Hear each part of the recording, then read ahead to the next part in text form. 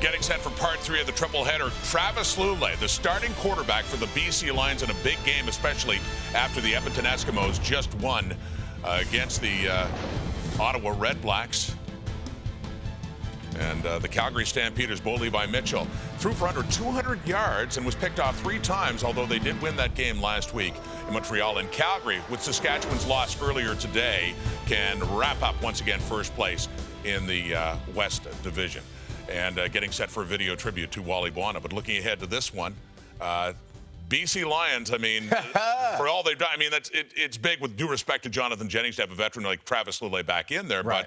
But now maybe the Lions are starting to feel a little bit of pressure. Yeah, they know what's on. They know the score. They know how the Edmonton Eskimos won that game, and now they need to go out and make it happen against the best team in the CFL. But they have a confidence booster in the fact that they have Travis Lulay. And no disrespect to Jonathan Jennings, but he wasn't getting it done, and they know Travis Lulay can get it done. He may not be 100%, but they know he gives them the best chance of winning. That defense is playing better. They're going to allow Sutton to get some plays in. He's a tough runner, so they have an opportunity to win this game. But the one thing you can't do against the Calgary Stampeders is you can't make a lot of mistakes. Travis Lulay said, if I can be consistent, we have a chance of winning this game. Well, you talk about making mistakes is all going to be led by Micah Johnson up front, because we all understand on BC side, their backs are against the wall. But one guy who can help get that defense, that defensive line, that rush that we thought we were going to see unveiled on Johnny Manziel last week, back into action. It's Micah Johnson, who in my mind is definitely up there, one of the top 2 guys for Defensive Player of the Year. But they need to reignite that flame in Calgary,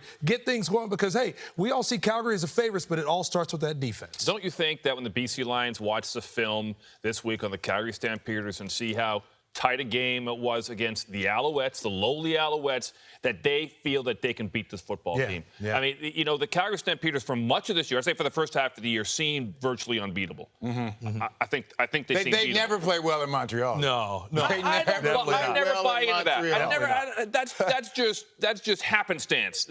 Look, this is the Montreal Alouettes, who are they're a basement dweller. Everybody knows. And they played the Calgary Stampeders as tough as you can play a football team. The BC Lions have to take confidence. That shouldn't be your mindset. No, it shouldn't. That should not be your mind. Your mindset should be, if we go in there and do the things we're capable of doing, we have an opportunity to win it. You shouldn't say, okay, they barely beat the Montreal Alouettes, so we have a good opportunity. If that's your mindset, you don't have a chance of winning this game. Well, you got to look at how they can out-physical them, too, because now they got Tyrell Sutton in the backfield, and it's a bad weather day in Calgary. It's That's why they got Sutton. That's why they got Sutton but right they've got to find ways to win. Wally Buono was the head coach of the Calgary Stampeders for 12 seasons, won the Grey Cup with them in 1992, again in 98. You were on that team in 2001 as well, so he's fondly remembered at McMahon Stadium, of course.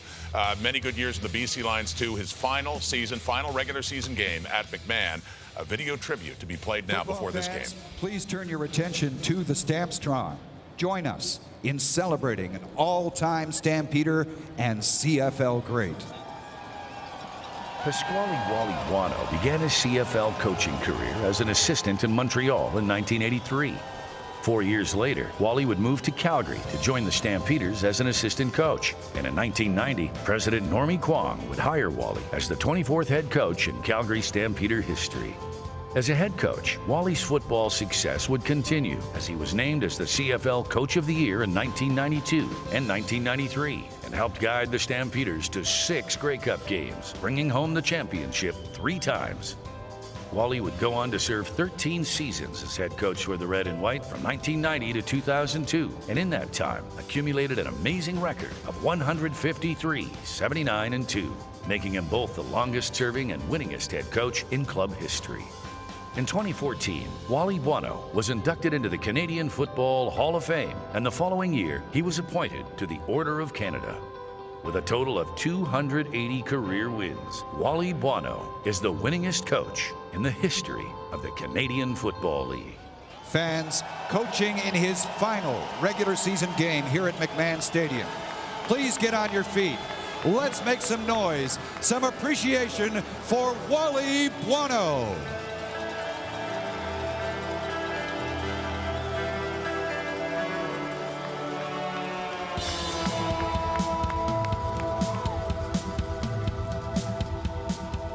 As part of our Pink Power initiative today, joining Justine Tyrell and our Calgary Stampeder Outriders, Virgil Raff, Three Hills, Alberta. You could win groceries for a year if a kickoff's returned for a touchdown in this game, thanks to Safeway Sobeys $1 Million touchdown to win promotion. And if a second kickoff is returned for a TD in this game, you could also win $1 million. Good luck, Virgil. We got the kickoff coming up, and what must be such a meaningful game for Wally Buono would mean a whole lot more if his BC Lions can knock off the Calgary Stampeders. Kickoff coming up.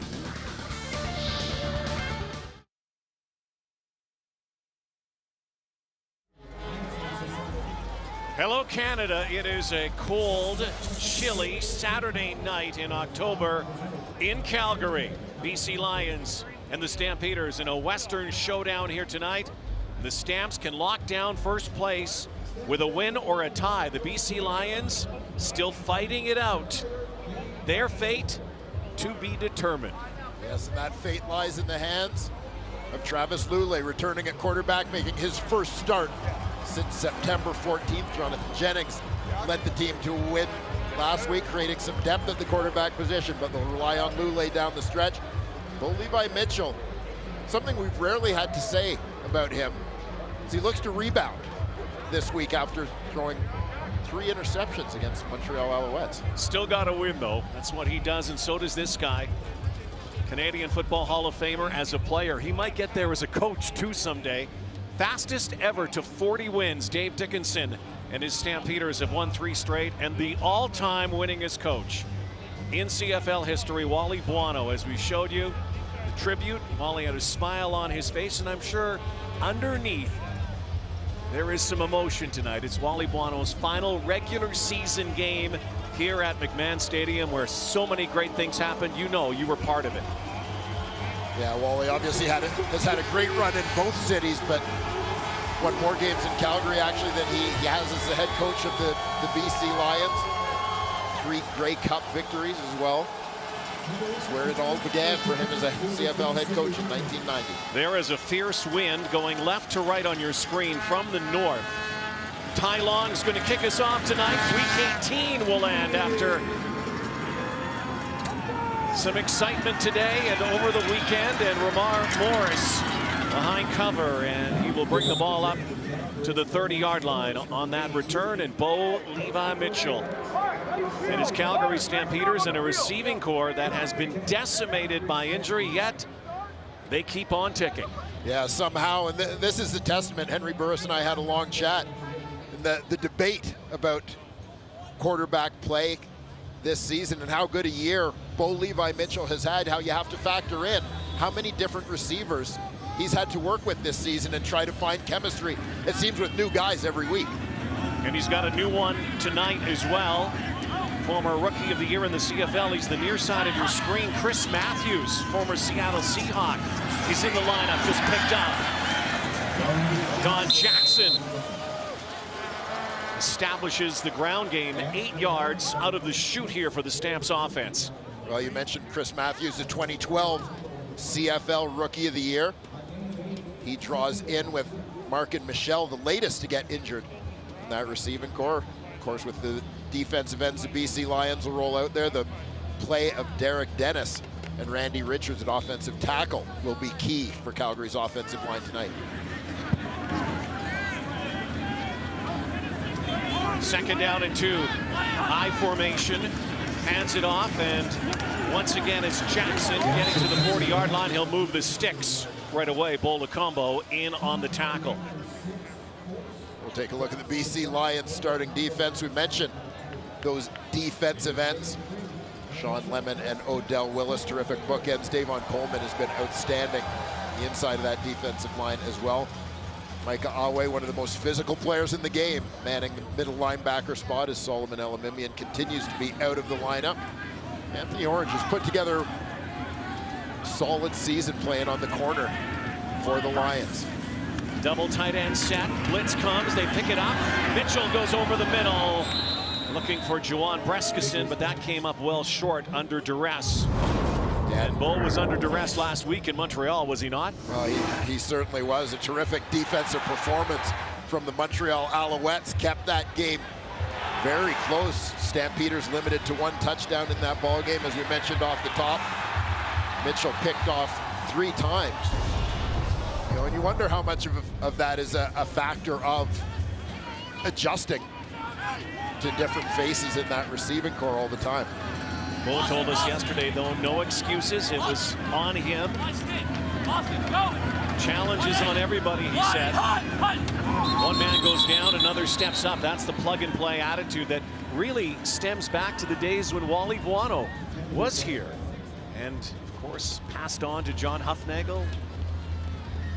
And here in Calgary, Procedure. they have Calgary, number 60. 5-yard penalty. Remains second down. established quite a brand of winning football. Yeah, they certainly have. Dave Dickinson, of course, a guy you can put in that Wally Buono coaching tree, although he's never coached on Wally's staff. A guy who played for Wally Buono in both BC and Calgary. Dave Foxcroft is our referee tonight. First penalty of the game. Second down at 15. Mitchell going deep here, looking for Matthews and trying to one-hand it in, and he cannot. So Chris Matthews targeted early in this first series. And now the Stampeders will bring out Rob Maver and the kick team. Here you see the matchup. Matthews gets a pretty good release. Unable to pull in the one-handed grab. Good coverage on the play. Former Winnipeg Blue Bomber went down to the NFL and, of course, played with the Seattle Seahawks in the Super Bowl in a losing cause. Hasn't had too many reps recently. No Chris Rainey tonight for the BC Lions. 42-yard kick. Travis Lulay back at the helm for the BC Lions. One of their winningest quarterbacks of all time. Needing a win here tonight. Playoff hopes on the line for the BC Lions.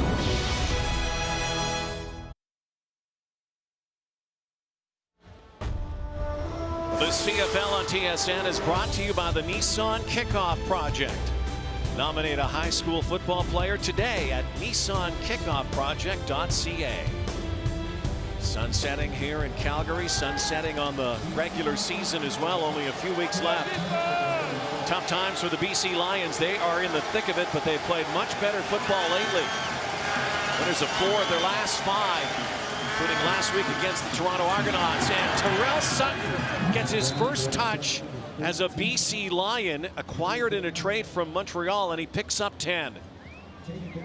We'll take a look at this BC Lions offense. As mentioned, Sutton making his BC Lions debut, a guy brought in for some Western Conference football down the stretch. Got to be able to run that ball between the tackles. Keep an eye on the youngster starting at center tonight, Andrew Pearson, second game in the lineup.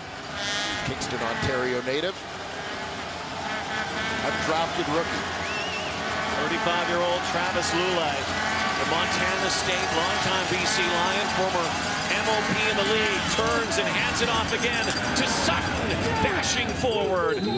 Terrell Sutton once again, and we chatted with GM Ed Hervey before this game, and he loves having Terrell Sutton. Was surprised that he was able to get him out of Montreal because Sutton can go north-south in a hurry. Yeah, I mean, there is a desire for the BC Lions to play a physical brand of football down the stretch if they're going to be successful getting into the playoffs and then in the playoffs and be able to run that ball between the tackles. And there are few that do it better than Terrell Sutton. They also have Jeremiah Johnson, don't forget. So an opportunity to go with those 2 import backs at times in the game. Lulay has time, swinging it out, penalty flag down. Shaq Johnson has a first down. We'll have to see what the call is here.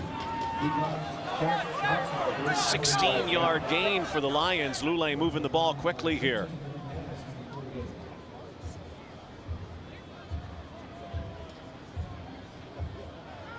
Illegal contact, Calgary. That penalty's declined. First down, BC.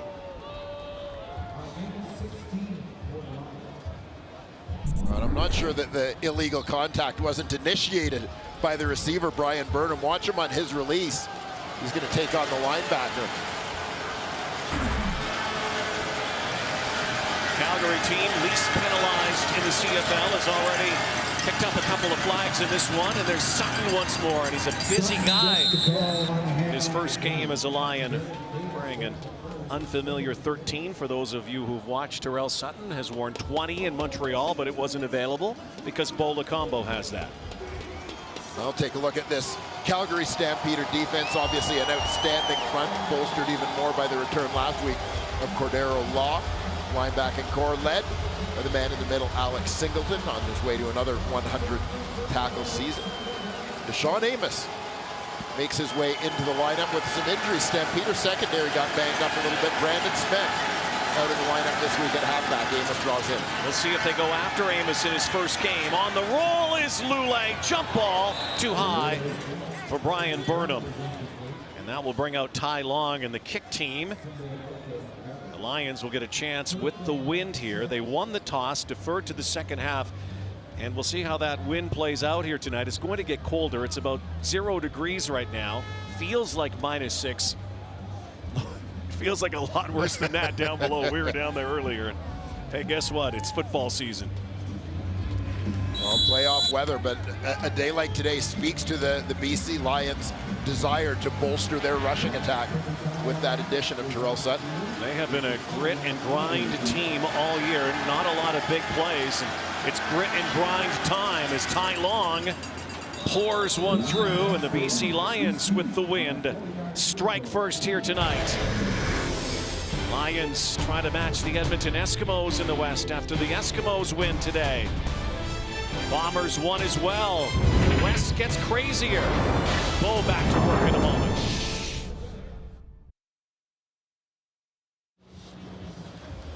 Bo Levi Mitchell, chance to secure another first place in the West.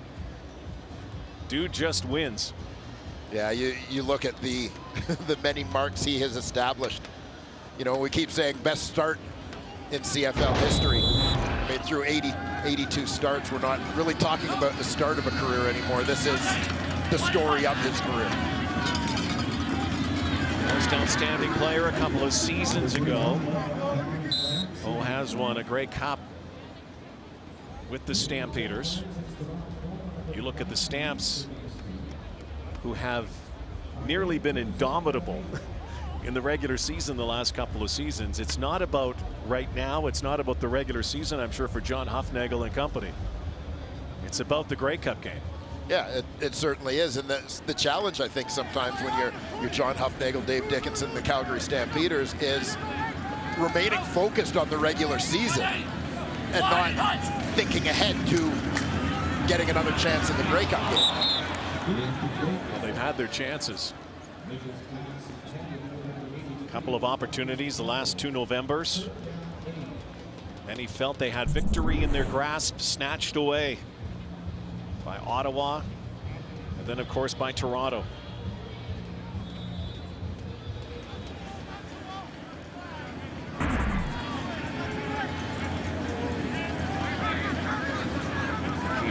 The intended target. Another slow start. This is 3 games in a row now for the Stampeders, who have struggled offensively out of the gate. 2 of 3 games, zeros offensively.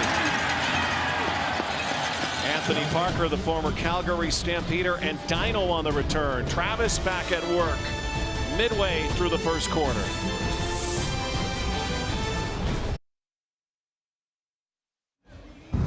The resilient Travis Lule returns. Yeah, Lule injured mid-September as he was taken down hard by John Bowman against the Montreal Alouettes. So many serious injuries have derailed his great career, but Travis Lule just keeps coming back. A little anger and frustration. He is like a boomerang, though. Throw him around, he keeps coming back. BC Lions are happy he is back. Leading 3-0. Blitz coming, picked up, and it's batted down and almost back to Lule. Well, one thing about Travis Lule through the years, the shoulders, the knees, the injuries, still plays fearless. There's an element of risk that's inherent in our sport, and you have to be okay with that to play free and play at your highest level. And that's part of what's one of the boxes you got to check. And obviously the final check always comes on game day and taking a hit and doing it.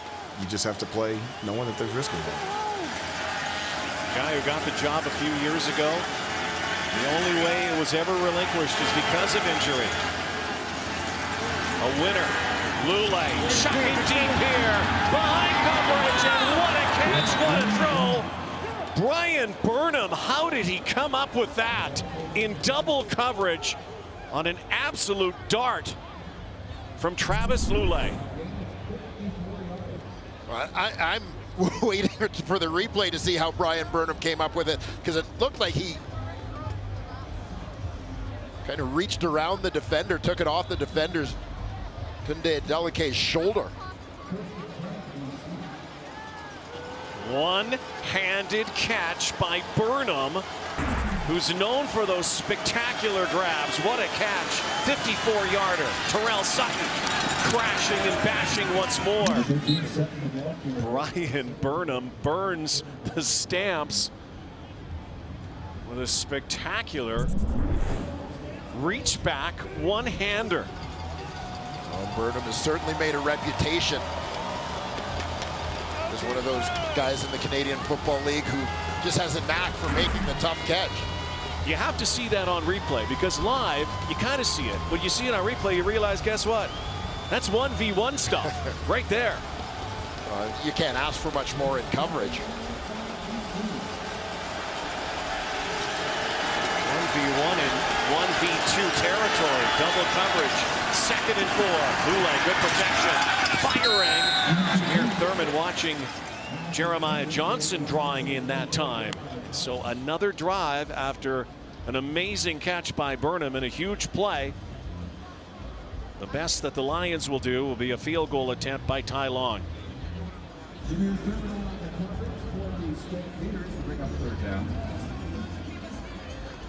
There you see the man who got them into this field goal position, Brian Burnham. He's really stepped up his game in the absence of his usual running mate in the slot, Manny Arsenault. That guy could have his own top 10 pretty soon. Sure, it's longer than 10. Long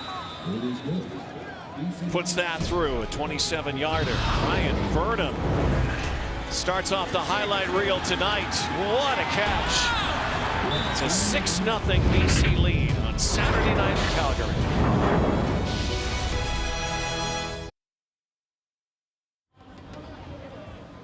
It has been an incredible journey north of the border for the veteran Travis Lule. With more on his story, let's go to the sideline and join Jermaine Franklin.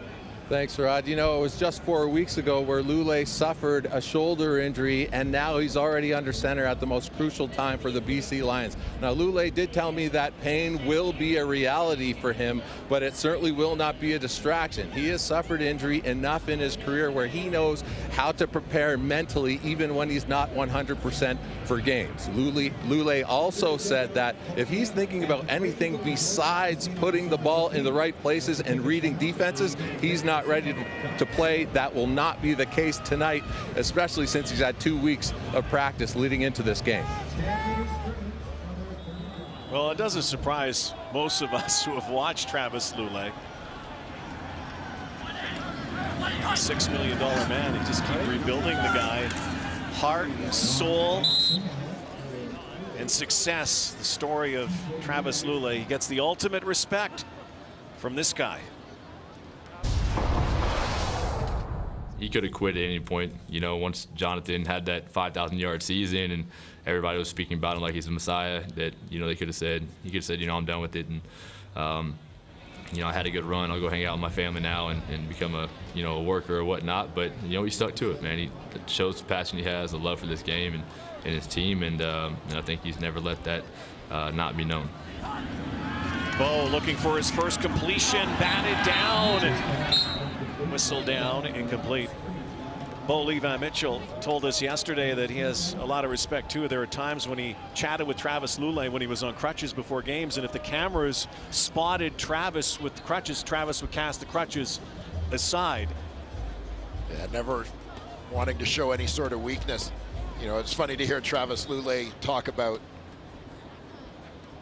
learning to prepare with pain. I think Travis Lule at this point in his career wouldn't know how to prepare without pain the injuries have become such a reality for him and fighting back from those.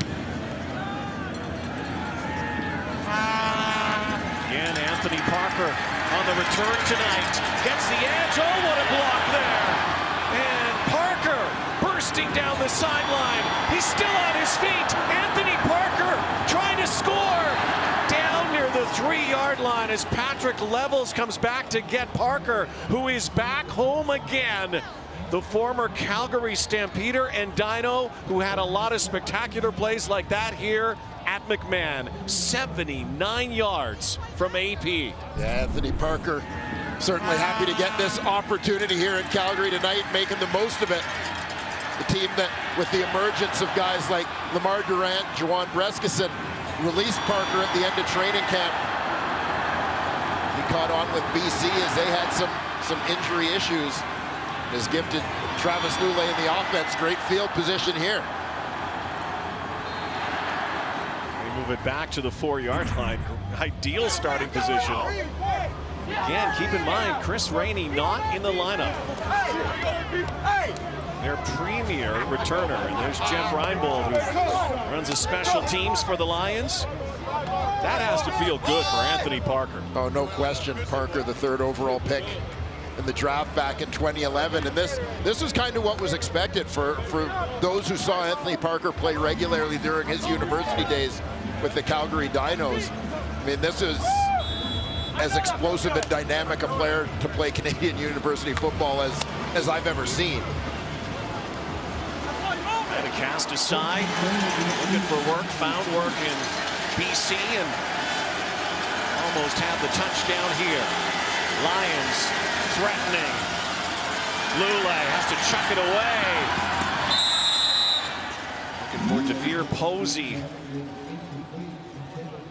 So now setting up a key second down. The Lions have had good drives already, and they don't want another one to stall here at the 4. Well, Stampeders in this situation are going to load it up, force Lulay to get the ball out in a hurry. The free safety. Delicate part of the pressure package.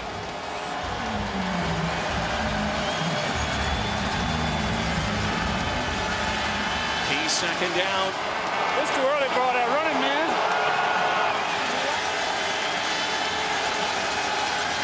They'll hand it off and up the middle. Terrell Sutton has his first touchdown as a BC Lion in his first game. Think this guy's excited to be wearing orange? This is what he came for. Sutton himself suggesting he wants to play some West Division playoff football. Wants to play some playoff football. Hasn't been in the playoffs the last couple of years. The CFL rushing leader and an all-star in Montreal a couple of years ago. He's got a souvenir here tonight. Talking. He was so excited to get some touches. He got the touch.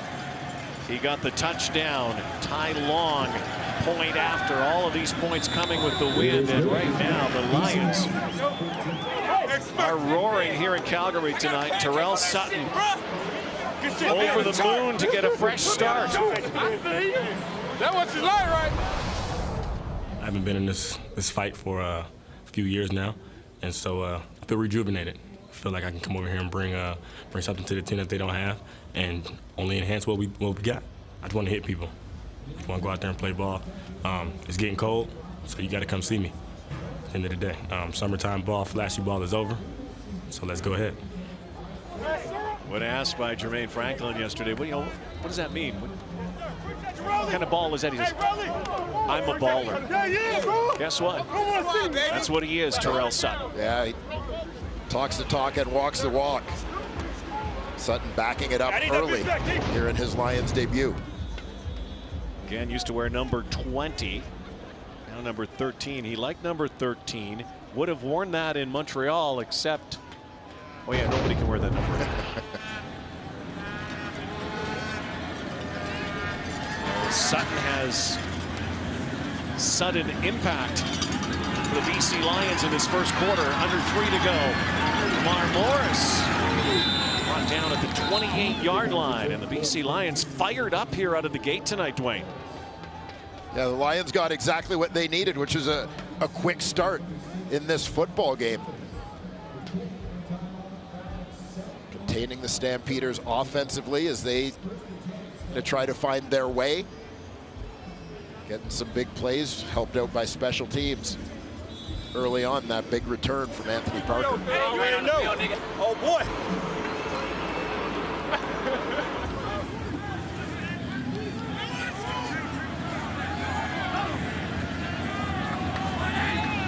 Big difference in yardage so far here tonight. 104 for the BC Lions. 19 yards of offense. 0 completions for the Calgary Stampeders. Remember, last week they threw up the Canadian goose egg in Montreal as well in the first quarter. Well, it's been interesting to watch over the last couple of weeks in the Canadian Football League. For the most part, how defenses have really tightened up, and how, you know, I mean, games more than ever, we talk about usually kind of 3 to 5 big plays deciding a game. I think we're to a point where 1 or 2 big plays can decide a game. There's completion number 1 to New Papa. Eric Rogers, who hasn't been at practice the last couple of days. He was down in California, became a daddy again. Young daughter named Kyla. Made it back to Calgary today, is in the game tonight, and I'm sure he's going to be amped up to play. Might try to get a souvenir for his new daughter later in this ball game. The Stamps are a big play, explosive team. More big plays than any other team in the league. They've had none here tonight. Yeah, and again, I mean, we keep making the same point about the injuries that they've suffered. Mark and Michelle, the latest receiver to go out of that lineup. So things may not run quite as smoothly as early in the ballgame. Oh, nice catch. First catch by Chris Matthews. A former Bomber and Seahawk, first game with the Stampeders. And how about this? Well, the Calgary Stampeders sort of went outside of their model to get a guy like Chris Matthews. This is typically... They had to. Yeah, I mean, this has been a team that typically has developed and promoted from within. But you get to a point at this stage in the season with the number of injuries that they have had at the receiver position where you run out of guys who have been here and know the system. But to be able to get a guy the caliber of Chris Matthews, who knows the CFL game, and you can plug in within a week of signing him, is a big get for the Stamps. Second down, short yardage. They'll move the sticks.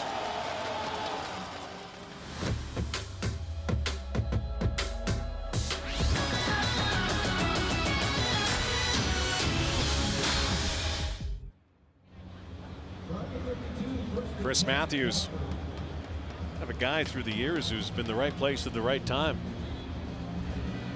After leaving the Winnipeg Blue Bombers, trying to get a job down south, was a security guard for a while, gets a phone call from the Seattle Seahawks. Ended up in the Super Bowl game. Maybe one of his finest moments as a pro. A losing cause. Mitchell over the top, and it's caught. Oh, and a big lick, but hanging on. What a catch by William Longley. Just his 4th reception of the season for the Sherbrooke product. And so the national receivers coming up with a big play. Stamps' first big play of the game on the final play of the first quarter. Lions scoring all their points with the wind. When we come back, the Stamps have the wind. And they're on the move on TSN.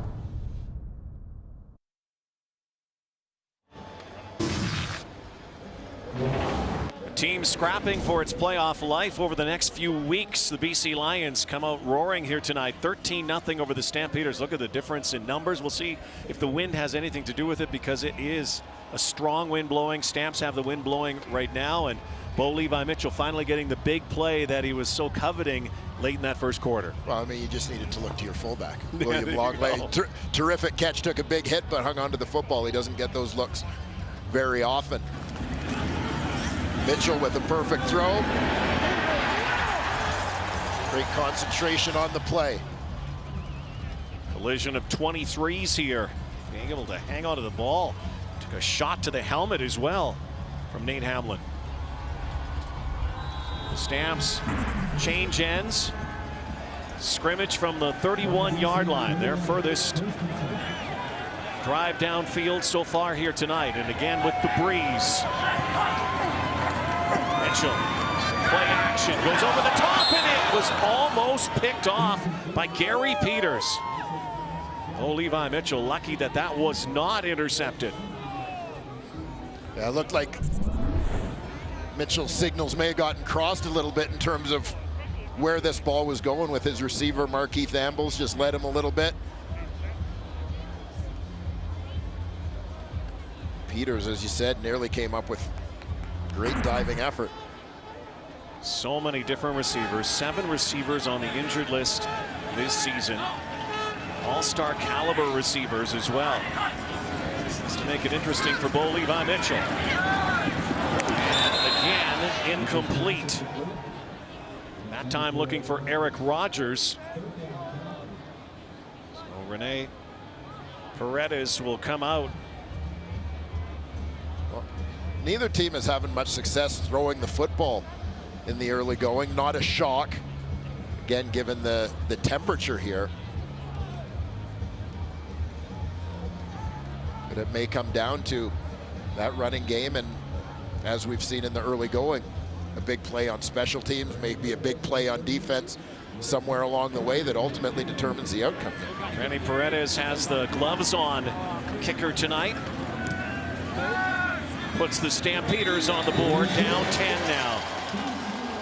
So week 18 concludes with this 3rd game of our triple dip today, and then next week Shaw Road to the Grey Cup. Friday night doubleheader. How about this one? Red Blacks, Ticats now tied in the East. Back-to-back weeks for first place, and then after that, the Eskimos and these Lions, and the Eskimos getting a win earlier as well today as they knocked off those Red Blacks. Coverage begins 7 Eastern, 4 Atlantic. Keeps on rolling all night across the TSN network. Stamp's not rolling right now, but it is early, as we've seen the last few weeks. Their slow starts, which a little different for this team. They've still been able to pick up wins in those games. Lule. Here's the blitz, and he got hit just as he threw that football off the edge. Cordero Law with the impact. Lule now 2 for 7 in the ball game. You're going to see Law come around the edge to close down that pocket. Deliver a pretty hard shot on Travis Lule. Javon Olafiore, the tackle, tried to jump him. Just got beaten out in space. Key 2nd down here, early in the 2nd quarter. Lions 2nd last in the league on 2nd down conversions. Going deep, and a big overthrow against the wind by Lule, and a quick 2 and out.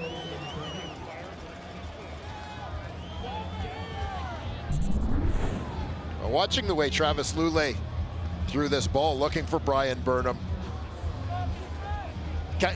Really looked like he's trying to get a feel for this wind as he really heaved the ball. Looked like he put absolutely everything he had into it, as opposed to really trying to sort of aim it or put touch on that pass. CFL's leading punter is Ty Long. Former Alabama Birmingham kicker. Handles both duties for the Lions and does it well. Bouncing in front of Morris. It's a no yards call. Or did he? 39-yard kick. Bo Levi Mitchell back in his office at McMahon when we come back.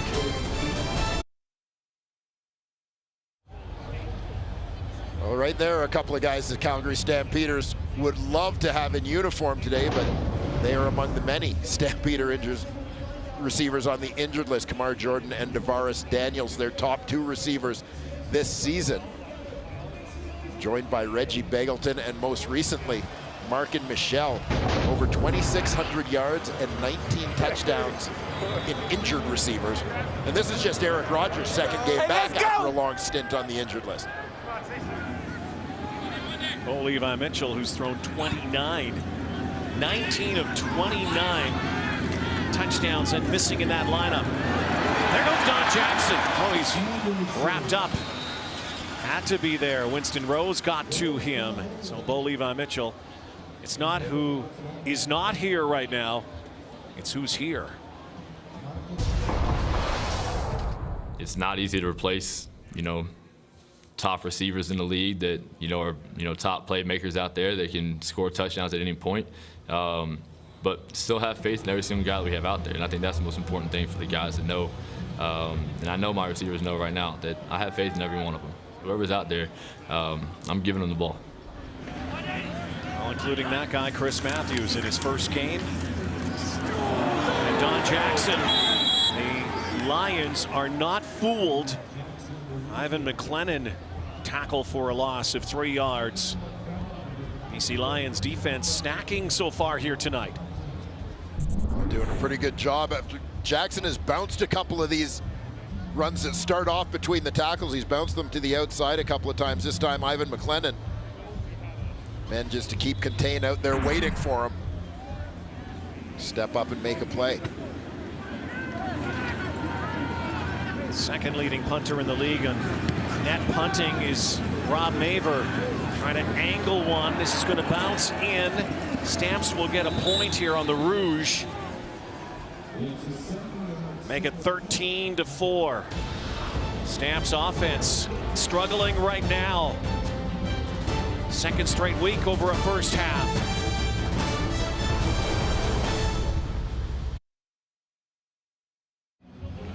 Voting for Kraft Heinz Project Play is now open. Go to kraftheinzprojectplay.com to vote for the community you feel deserves to win a $250,000 facility upgrade. And we have one of those communities, at least people from the community here tonight. They are represented, the community of Pembroke Meadows, just outside of Calgary.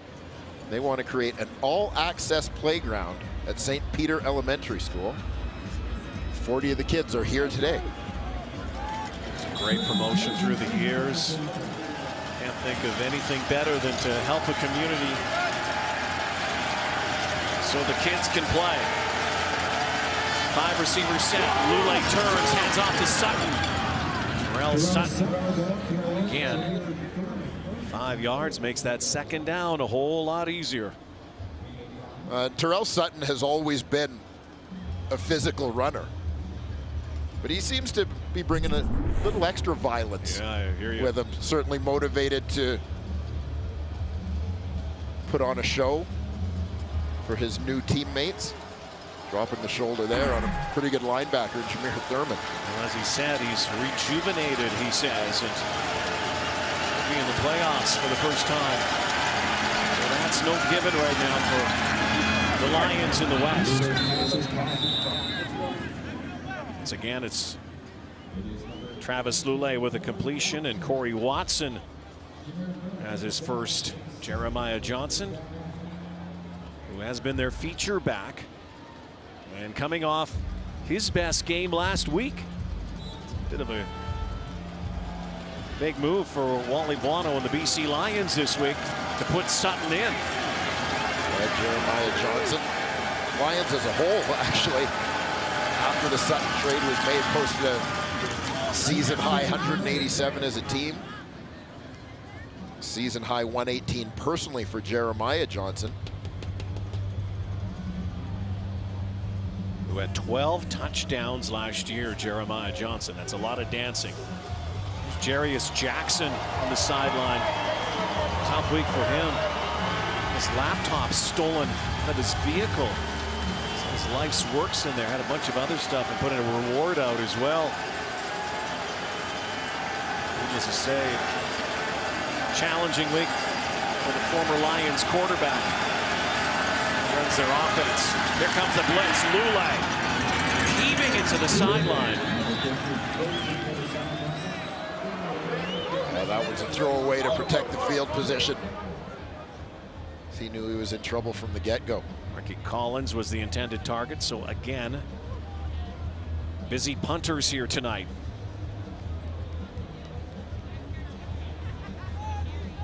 Having to deal with the cold and the wind. Get used to it, fellas. Yeah, it's not going to get a whole lot better between now and the end of November.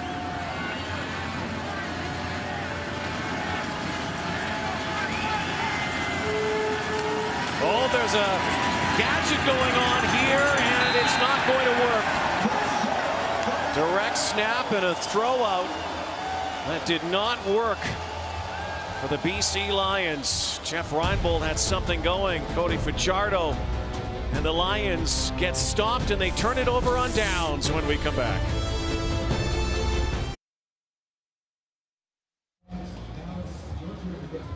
Special teams coordinator Jeff Reinbold, many tricks stashed up that sleeve over years in the role. Lions throughout the year on their punt team, as several teams do, use their third string quarterback Cody Fajardo to cover punts. It creates some options to do things like this on the fake field position where they felt they could take a gamble. When you consider that they're punting against the wind, the ball's around midfield. But the Calgary Stampeders were thinking the same thing. If we're going to get some funny business from Jeff Reinbold, this is the area of the field where it's going to occur. Stampeders get the stop. First turnover on downs. Bo hanging in. And he's able to escape. And was lucky to avoid the sack. Lions were in on him. Davon Coleman coming off a 2-interception game last week.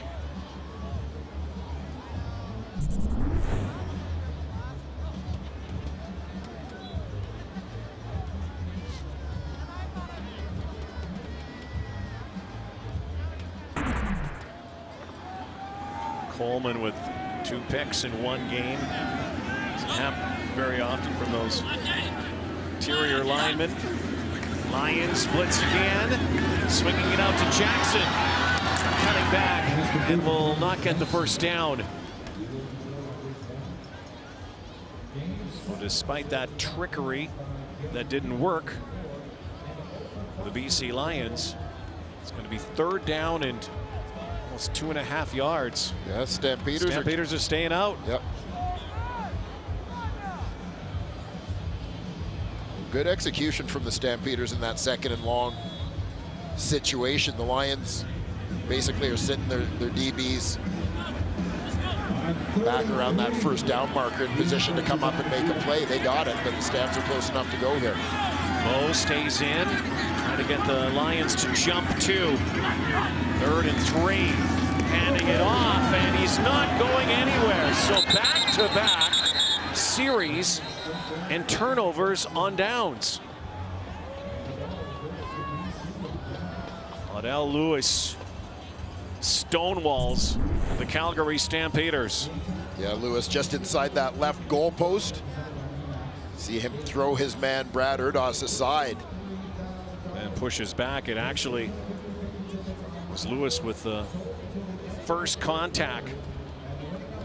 Contact that results in the stop. Just holds on and waits for the cavalry to come.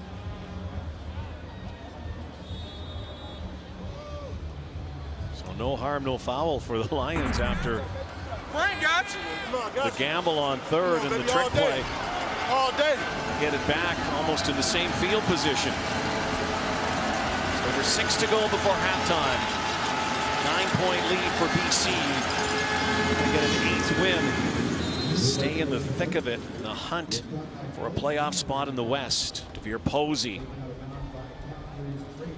For Argo, the MOP in last year's Grey Cup game. A guy who may haunt some members of the Stampeders based on the last time they saw him. Recent addition to this Lions lineup after taking a shot in the National Football League this year. The Baltimore Ravens for the preseason. Put up back with the BC Lions. Lule fires, and it is caught down near the 30-yard line. And it's Shaq Johnson signaling first down. A big play. Lule, another 32-yard completion to Shaq Johnson.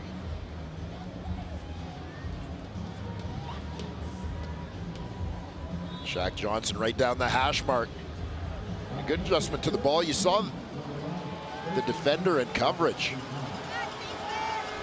Had his back turned and didn't seem to see when Johnson broke off that route. as the ball was in the air.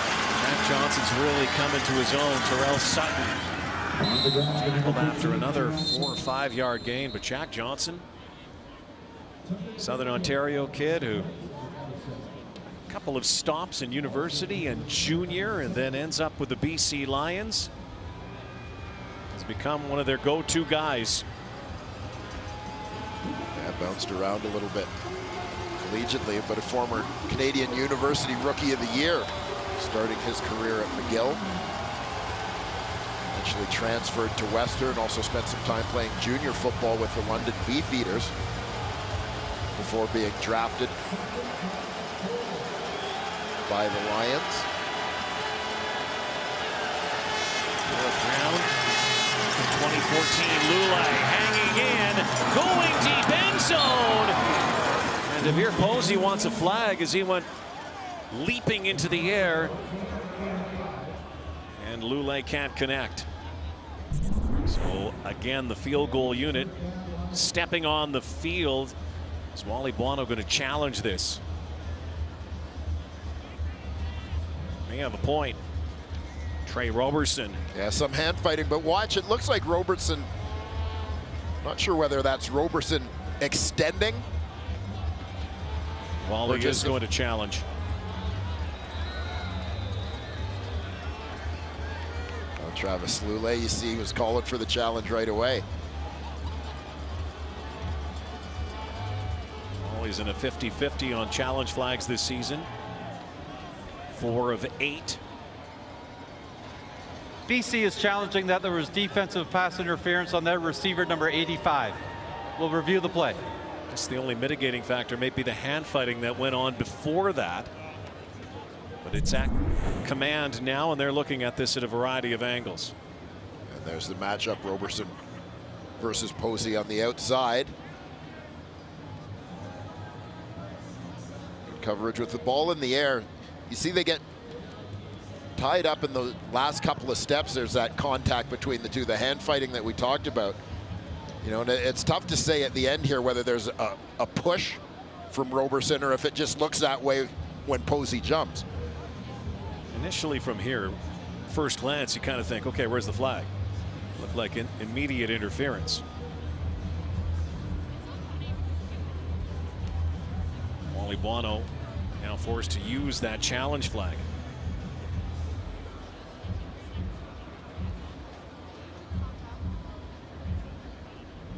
There you see, I think you can make a case for the defender impeding the receiver's ability to get back to that football. So here is the decision from command. After review, we have defensive pass interference, Calgary number 31. Ball will be placed at the 1 yard line. First down, BC. That's the worst thing for the Stampeders, in goal, in the end zone, that foul occurring, and so it immediately goes to the 1 yard line. And it's interesting to see the way that things have played out. You go back to the two teams exchanging turnovers. Look at the lineup of the BC Lions. Look at this lineup for the Lions. Cody Fajardo. It's like a chorus line here. This is the most inefficient huddle ever. This is the I formation. And Fajardo behind center. Hands it off to Sutton, and he has his second touchdown of the night.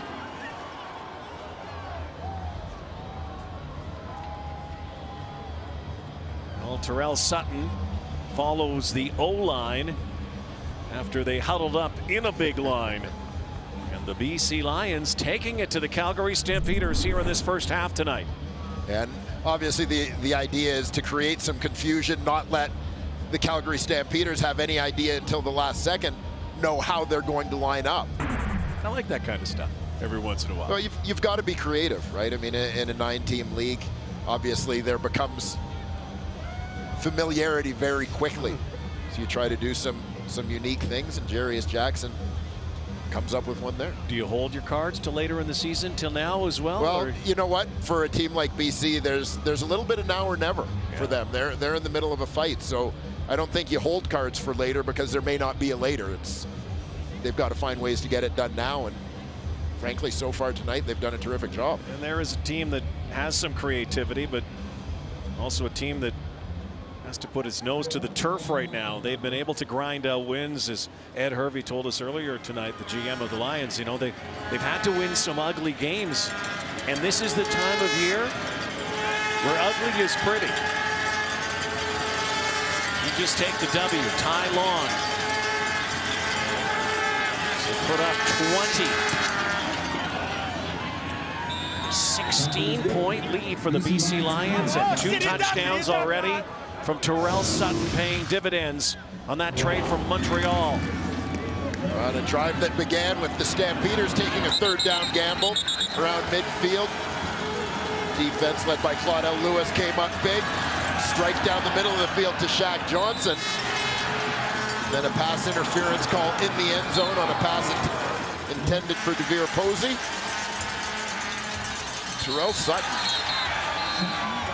who has very much bought into the notion of being the hammer rather than the nail. Shout out, baby. You already know, best mortgage broker in the country. Go hit her up. I'm telling y'all. And shout out to my man Ben. Hope you get better, Rose. You already know what time it is, man. We putting on for you, baby. Let's go, baby. Shaq Johnson would be a good pitchman for commercials. It's just gotta loosen up a little bit. Loosen up just a little more. But Terrell Sutton, who only had 1 touchdown with the Alouettes this year, and that was made expendable in Montreal because of William Stanback. His rise as Morris heaves himself over the 30-yard line. It's a very quick response by the BC Lions after that 3rd down turnover on the gamble from the Stamps. Yeah, well, and this is why you talk so much about field position in the Canadian Football League. Quick response because they got the ball with a short field to work with. 5 plays, 65 yards. And they add to their lead. And, you know, I was going to say before, it's interesting to see the Stampeders, a team that within field goal range, or in the eyes of many in field goal range, is often punted because they're a team that plays for field position, that around midfield they elected to gamble there as opposed to punting for that field position. Well, Levi Mitchell trying to get his team in scoring position again, and so far this week looking a lot like last week for the Stamps offensively. Lions defense stepping up. It's the 3-minute warning before halftime, and Lions up 16. Rod Smith and the guys back in the studio getting set for halftime. 2nd straight game the Stampeders offense has struggled. We'll talk about BC's defense and the addition on offense of Tyrell Sutton, and big wins for the Eskimos and Bombers earlier today. It's at the half. Back to Rod and Dwayne in Calgary. Thank you, Rod. Right, you have to be considered a trend that the Stampeders don't like right now, their first halves. Keep in mind, the last few weeks they've had those issues, but they've been able to squeak out victories. And we're just not used to seeing a Calgary Stampeder team with so many 2-and-outs. Yeah, a team that usually runs at a high level of efficiency. Just struggling to find some traction, to find its groove. This year, 5 2-and-outs thus far in the first half.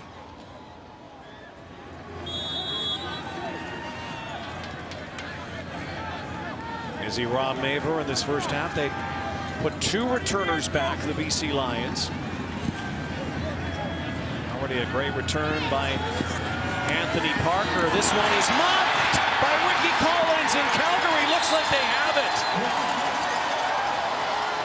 Ricky Collins, the 2nd returner back, botches it and gives it right back to the Stampeders. Huge play here in the final 3 minutes of the first half.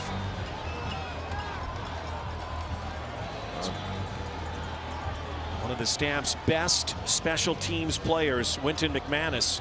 Yeah, McManus has been terrific. I've been watching him on punt cover. At times the Lions have been trying to double team him to try and manage him here. They don't get him locked up. He's the first man in. They're in time to scoop up the fumbled football.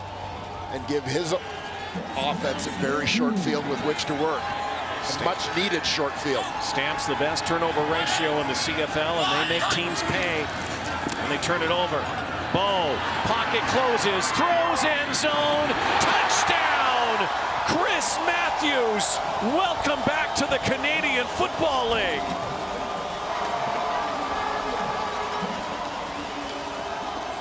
First game, first touchdown back north of the border. Well, the late season acquisitions paying big dividends for their respective teams thus far. 2 touchdowns for Terrell Sutton. Chris Matthews answers the challenge here with his first as a Stampeder. Very costly fumble. You know, BC has played such a good first half, and to make such a critical mistake in that part of the field with under 3 minutes to go in the half really hurts, as you give Calgary a little bit of momentum before the break. Travis Lulay talked about that yesterday, about getting that lead and hanging on when you're playing against the powerhouse, the power horses in Calgary. Stamps go for 2 a lot, and they'll get the 2 here.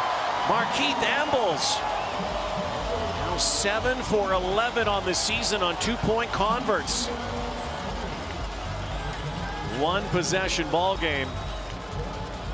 Absolutely dominant BC Lions display in the first half. And it becomes somewhat undone right here. Well, you remember we showed you the BC Lions last scoring drive? Started with a turnover. Calgary Stampeders scoring drive starts with a turnover in both instances. Great field position to start a drive. Ends with a touchdown. 124 points now off of turnovers this season, and Chris Matthews, CFL Rookie of the Year, down to the NFL with the Hawks, and then back north with the Calgary Stampeders and Markeith Ambles into the end zone for the 2-pointer. Different complexion completely at halftime. Yeah, changing the game, as we talked about. Big plays could come from the defense, could come on special teams. That's what has set the face of this game. Jeremiah Johnson on the return to the 34-yard line. So we've already had 3 turnovers in this ball game, but Calgary Stampeders, when they win the turnover battle, guess what? Yeah. The table gets very slanted in their favor. 12-0 so far this year when they win that battle. Since 2014, double-digit wins every year. Here's another one I was telling you about before the game. Stamps won't have the lead unless something happens at halftime here. Lions give it up again, but the Stamps, when they lead ball games after the first, second, and third quarters, they've won every time this season. That's crazy. 7-0 leading after 1, 9-0 after 2, 10-0 after 3, 7-0 on home field this season. Yeah, and this is where we talked about the need for the BC Lions to have a very good start. Is that the Stampeders are tremendous front runners. They get out in front. They rarely relinquish it. Wally Buono's team, 6-1 at home, but on the road they are not Warriors. Just 1-6. Try to reverse that trend. Under 2 to go before halftime. Lions don't want to give the Stamps the ball again. A pump and go into traffic, and they have given it back. And it's Trey Roberson with the interception. And this game has completely turned. Roberson down near the 30-yard line. And I think the BC Lions right now are shell-shocked. You know, it is said all the time about the Calgary Stampeders, your margin for error against these guys is so small.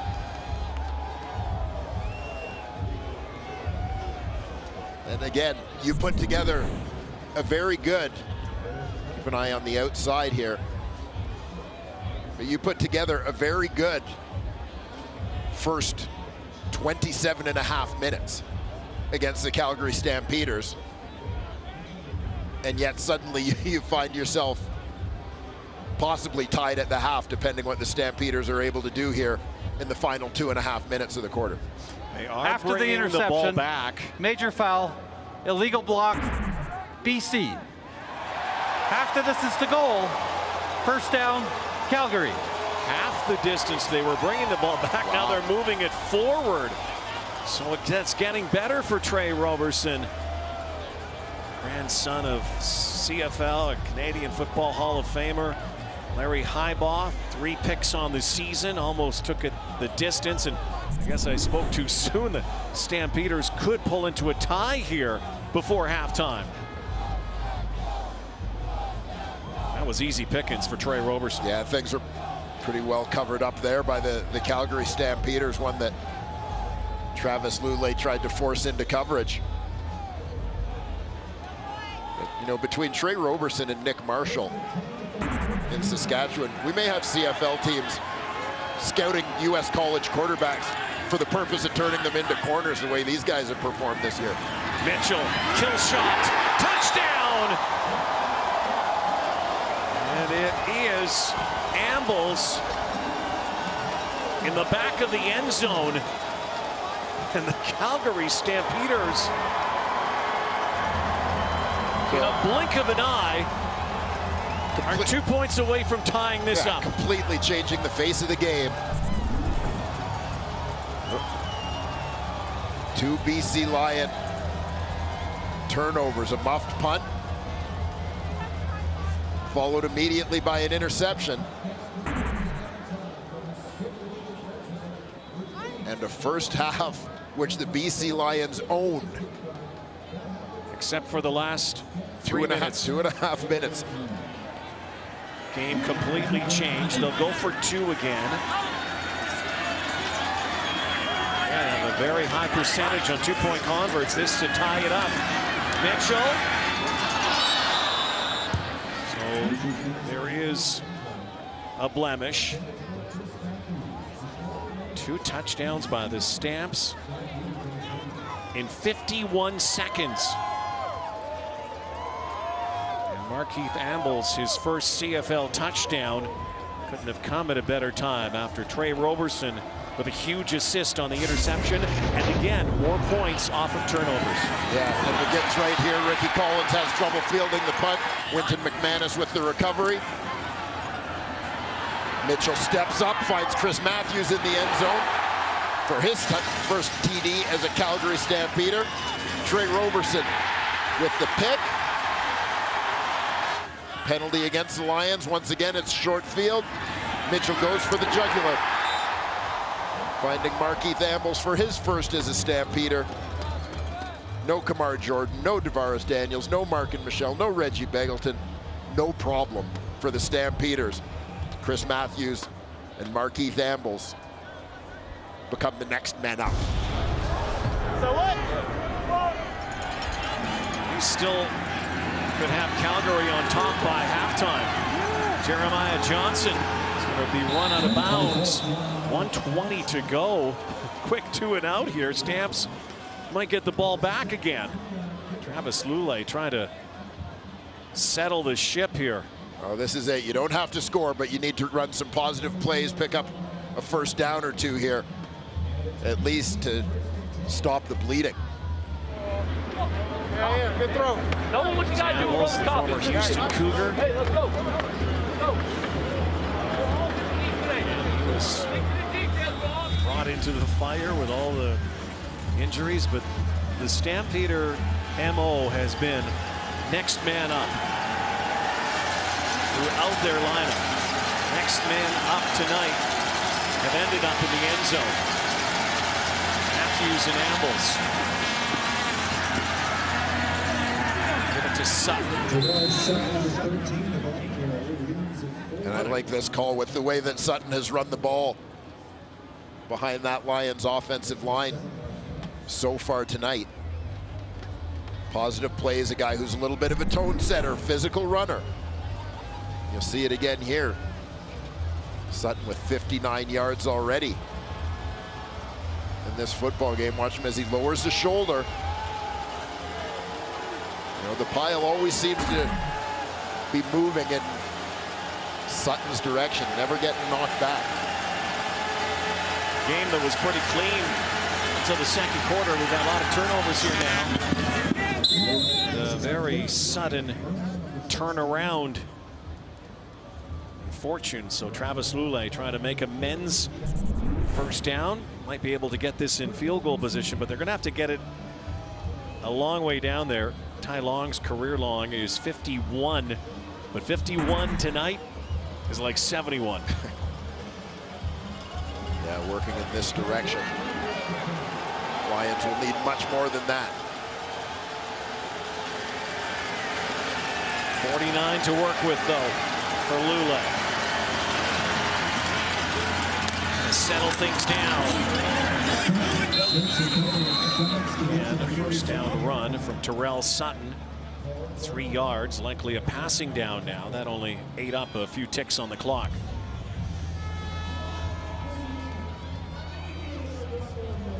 Stampeder team tonight with a victory would lock up another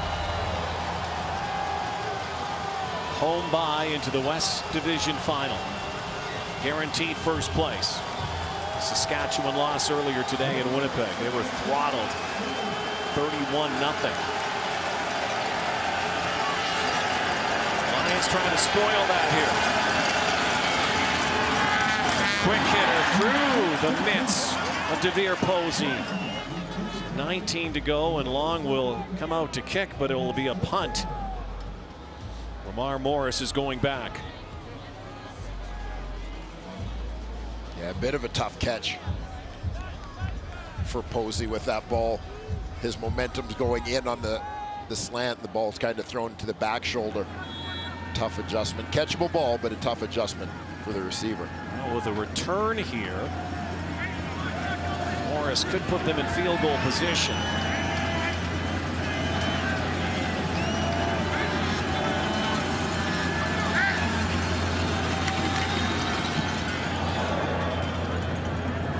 The block ticking down. 11 seconds and a penalty flag. 43-yard boot into the wind.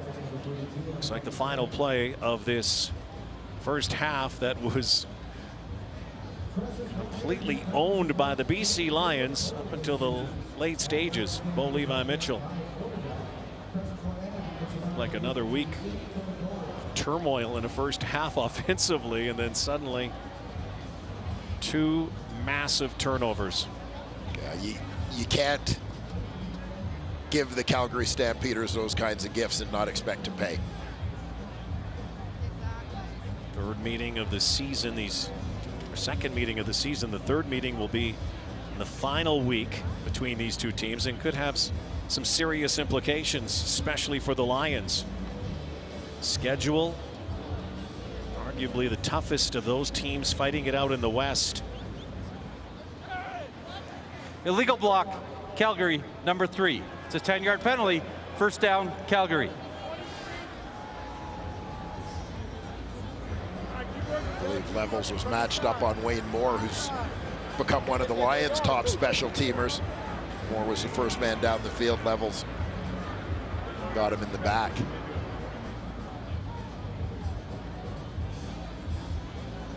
You hate to be a glutton, but if you're the Calgary Stampeders, 9 seconds to go, would you even be tempted to take a shot? Or do you just say, hey, thank you very much, BC Lions? You know, Bo Levi Mitchell's a gunslinger. Yeah, I mean, this is not kneel-down formation. I'm not sure how tempted I'd be because of the field position for Calgary, a bad snap or anything that can go wrong. They're going to try to set it out for Don Jackson. Streaking out Jackson. Runs out of bounds and runs out of time. The Calgary Stampeders in the final 2.5 minutes.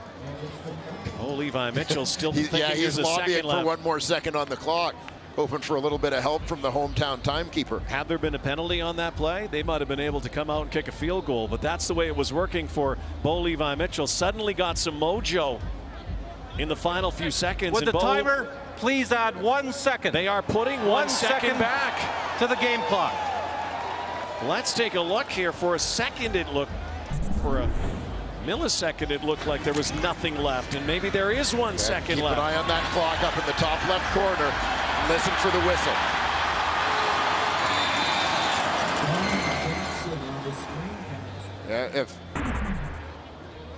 If what I thought was a whistle, I think they got it right. So 1 tick remains, and now 37 yards after that, Jackson runs out of bounds. There still is another shot for the Calgary Stampeders, who have seen everything go right in the last 2.5, and so the BC Lions are going to drop everybody back. It looks like the Lions have Brian Burnham as one of their deep guys. Perhaps in preparation for any kind of quick kick or whatever you might see, a guy who could be a jumper on a jump ball situation. There's a jump ball deep now, and it was almost batted into the hands of Ambles. Surprised that didn't work out the way it's been working out for the Stampeders. Disaster for the BC Lions in the last 2.5 minutes. They still have the lead, but they absolutely dominated the first half, and the Stamps gallop right back. It's halftime as we send it back to Rod Smith and the guys in the studio. Thank you, Rod. The guys in the studio, Jock and Hank and Milton. We were planning on talking about the great job the BC Lions defense did against Bo Levi Mitchell, and they did do a very good job, but the whole complexion, Henry, of this game just changed the final 2.5 minutes. I know. Here we are, 27 minutes and counting. We're all thinking, oh, BC's doing this great job holding Calgary's offense to just 80 total yards, and then you know what? It all just went crazy with haywire then, where BC didn't seem like they wanted to maintain this victory. Ricky Collins Jr. drops a punt right here, which ends up in the possession of Calgary. We're thinking, man, maybe the BC Lions defense could hold them, even though their special teams put them in the worst position possible. But no, Bo Levi always finds ways to make plays. And you know what? Calgary can seem to be like a leech sometimes because they feed off of your setbacks. The mistakes that you make, it only empowers the Calgary Stampeders. They've been doing this for a number of years. The architect of this type of mind state is on BC's sideline, Wally Bono, and that's why we once thought that maybe BC could run off with this game, and now Calgary's right back in there. This is right where we started. It seems like it's 0-0 again, guys. Yeah, sudden change. I mean, I just love Mitchell's attitude. All the great quarterbacks did that. When you had a turnover, knife them. Yeah. Right away. That's killer instinct. Yes. You don't wait around. You don't hand the ball off. You don't throw a check down. Knife him in the end zone. Beautiful. But you listen, Travis Lulay, I mean, some of it is his fault, but most of it is not. I mean, he's playing a good game. And I wanted to show the difference between when things are going well for a quarterback who's reading things and then when they're not. So here, his two big plays are on this one. And Burnham, what he sees here, he looks like, you might think he's covered. But Burnham's not covered as far as Lulay's concerned because the defender has his back to him. He is throwing the ball to the back of the defender's helmet, and that is a very safe throw in football, even though it looks like your guy is covered. Same thing here. Shaq Johnson looks like he's covered, right? Because all Lulay can see is the back of the defender's helmet, which means he's not seeing the football. Now, look how different this is. Roberson sees everything. Lulay should never throw this football because the defender is looking right at him and can make a play on the ball. Quarterbacks, you want to get a defender in a vulnerable position, get him so you're looking at the back of his helmet. Good things will usually happen in that situation. Yeah. And the good thing for the Lions, they still lead this game. Right. And they turned some heads recently. They got Jeremiah Johnson, Chris Rainey. They go out and they get Tyrell Sutton from the Alouettes.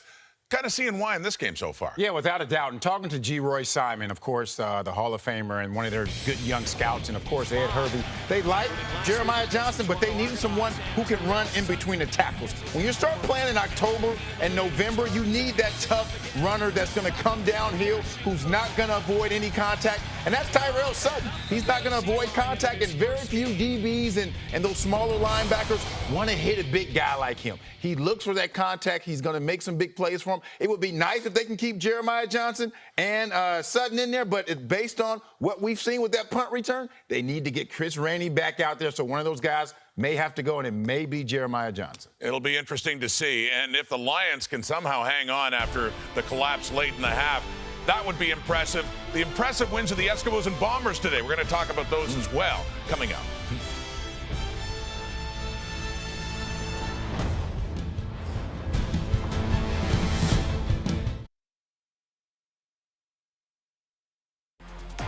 Game day Here we go.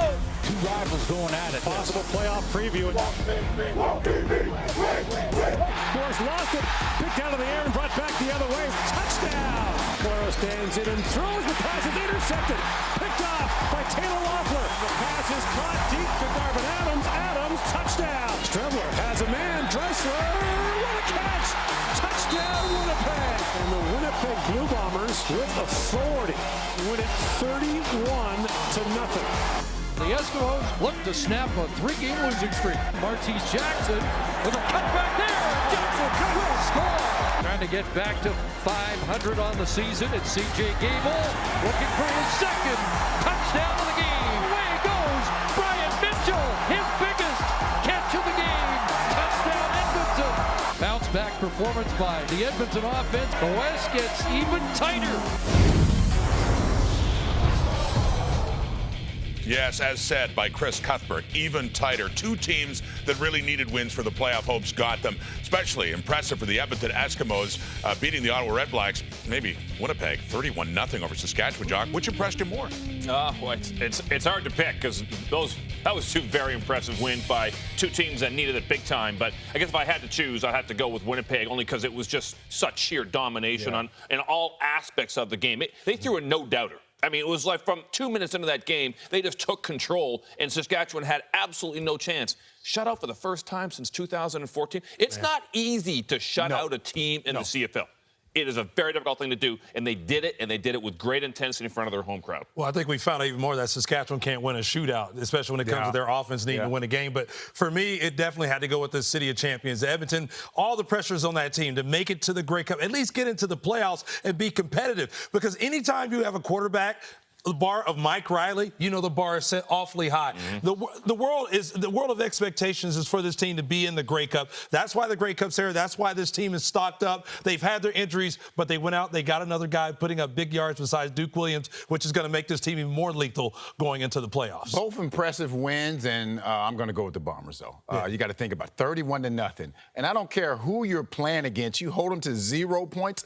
That's pretty impressive. Matt Nichols played okay, but you think about that defense. Adam Big Hill, he's going to be a free agent this offseason. They need to get that man signed right now because he doesn't make tackles. He makes plays. He creates plays for that defense, for that offense. Force the turnover that started things off for a touchdown. 3 sacks. He's doing everything for that team. So they're in a good position right now where they're playing some impressive football. I love how you're bragging about your Bombers. I talk bad about him when I have to. He's allowed to this time around. You know what? Because Winnipeg won in exactly the way Winnipeg wants to win.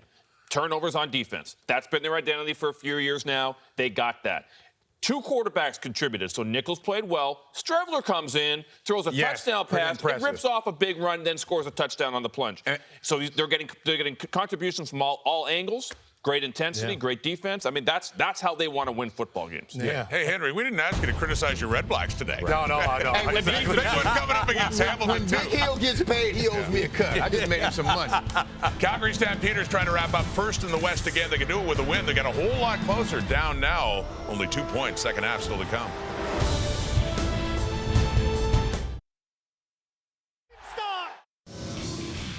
How about those halftime numbers, Henry? Well, let's get it going because I know we talked about BC's defense, how outstanding a job that they were doing, and you look at turnovers that BC's been able to cause. I mean, BC, come on now. Take good care of the football. If not, Calgary wouldn't have those 14 points off turnovers. Tyrell Sutton with his new team. 2 touchdowns, 61 yards on the ground. Here he is now with Jermaine Franklin. Tyrell Sutton, 2 touchdowns in that half. How did it feel for you physically to get back into the game the way you did? It feels great. Being able to contribute for my team like this, it feels good. How important will it be for the offense to stick with the running game in the second half? It's going to be important for us to stay on the field. We had a great first quarter. Second quarter, we had a little lackluster. But we got to stay physical and stay on the field. How does it feel for you to be a part of a big-time playoff push in the West Conference? It feels great to be a part of this energy. The guys accepted me. I accept them. We know what we got to do. Stay together. Thanks for your time. Thank you. Hey, Edmonton won earlier. Winnipeg won earlier. BC trying to answer back. Wally Buono honored earlier, but needs the win to keep pace in the West. Second half kickoff coming up.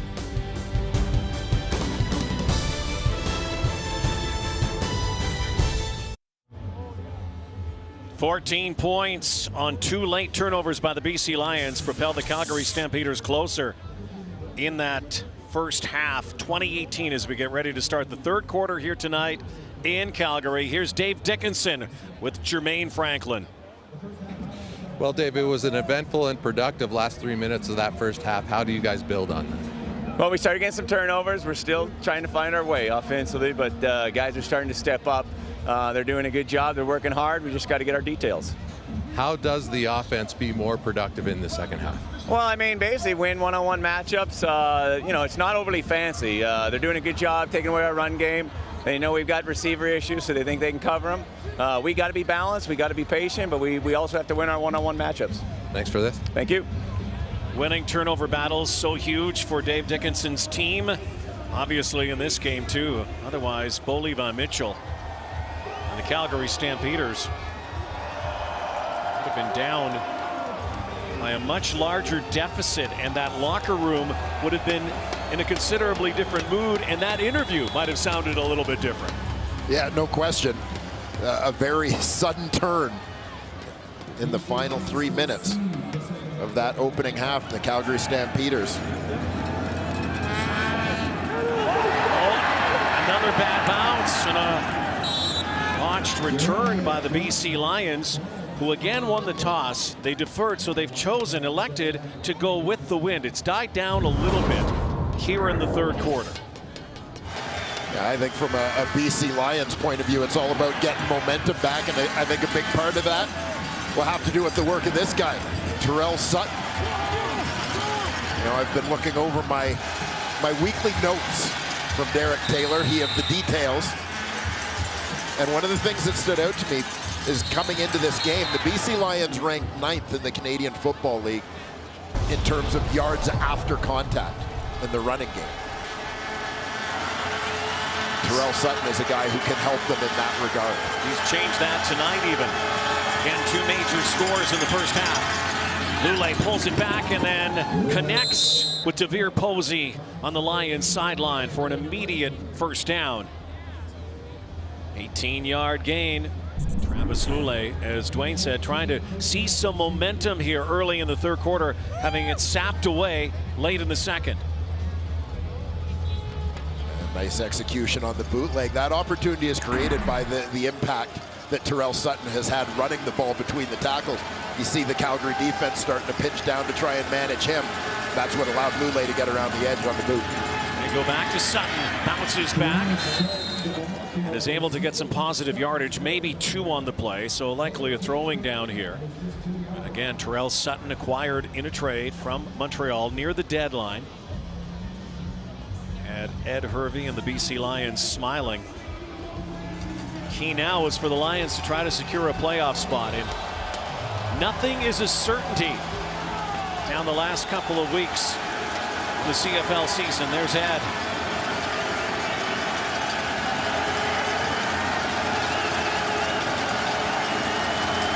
Great receiver in the CFL and the GM in Edmonton too. And Sutton is dropped for a loss by Micah Johnson. Spied that perfectly.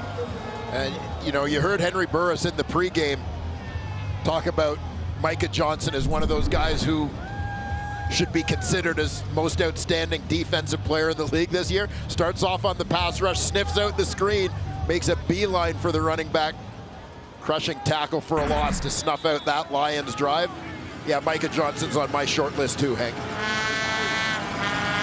An all-star season, Micah Johnson. 10 sacks coming in. It wasn't a sack, but a great tackle for a big loss. Forced the Lions to kick. And still on his feet is Romar Morris. Nice return. Punishing hit. Micah Johnson takes down Terrell Sutton. Stamps will have the ball. Down 2 in Calgary in a moment.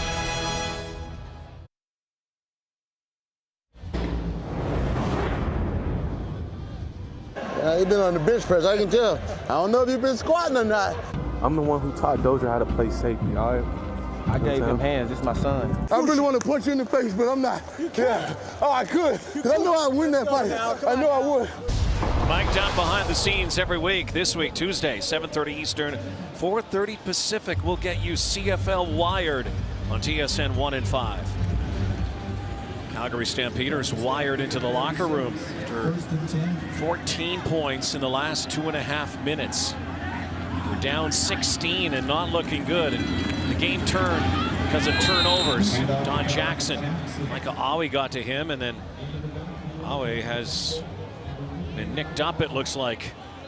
Still down, a loss of 2 on the play, and the Lions can ill afford to lose Awe. Don Jackson also hurt, so both training staffs have to come out in the field here on that collision. Might have been knee on knee.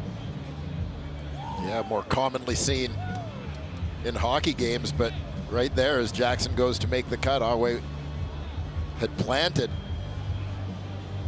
Both guys go down.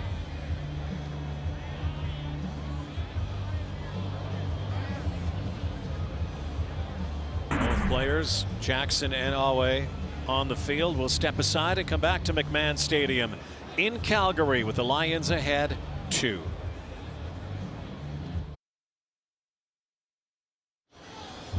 Knee to knee, Micah Awe getting worked on that left knee. Trainer's table looks like it's a better scenario for Don Jackson. We'll try to get updates from Jermaine on the sideline tonight on this I was going to say cool. It's cold, ice cold night in Calgary.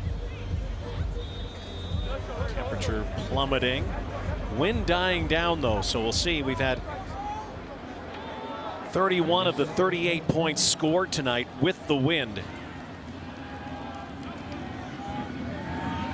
Stamps against it here in the third quarter.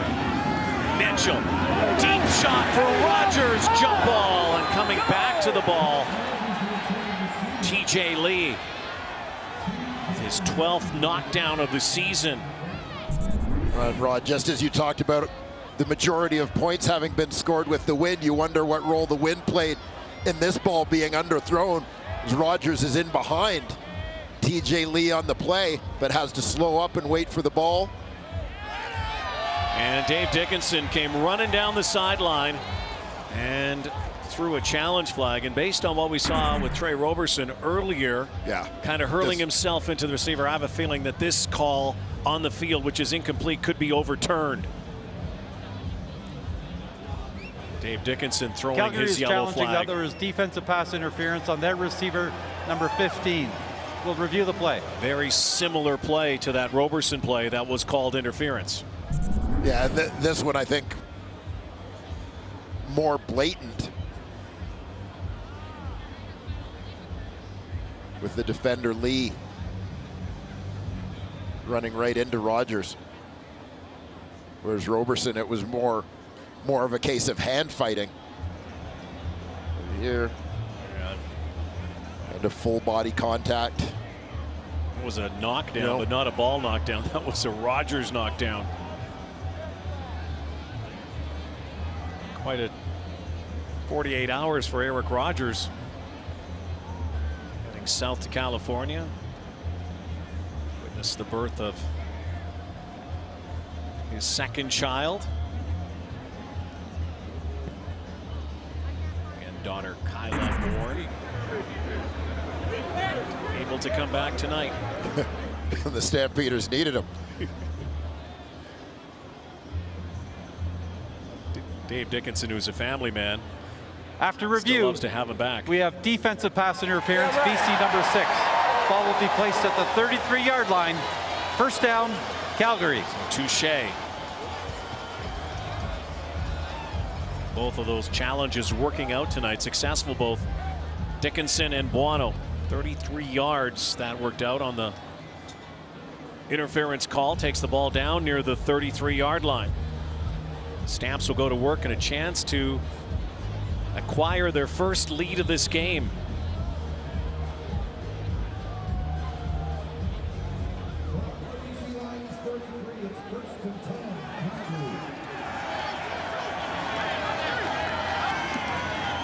Lions load up the box.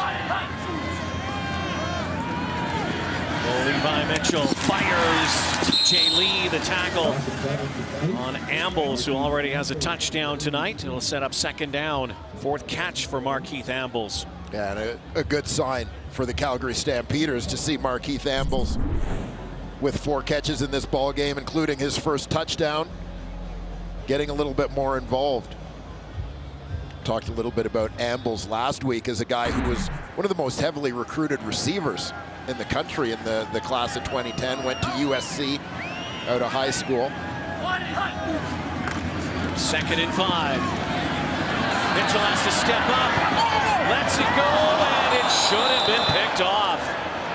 That was Merry Christmas and Happy Birthday to Anthony Orange, a gift, and he couldn't hang on. So the field goal unit will come out, and the Stamps could take their first lead of the game, but this should have been picked. Yeah, Anthony Orange with 5 interceptions on the season, hasn't let many slip through his fingers. This would have been a big one for his BC Lions. Got himself into perfect position as he reacted to the throw. Just couldn't squeeze it. Can't believe it. Rennie Paredes just outside the 35-yard line for the lead. The Calgary Stampeders down 16 at one point. Rallied back and now have the lead by 1. Time now for our Shaw connection of the game. Might be a little early to hand this out, but this would be tough to beat, partner. Well-placed ball from Travis Lulay. Great adjustment by Brian Burnham. Basically taking it off the back or off the shoulder of the safety, Tunde Adeleke. With the one wing. So the Lions are going to need some more from Burnham and their offense. It's been stymied now by this Calgary D.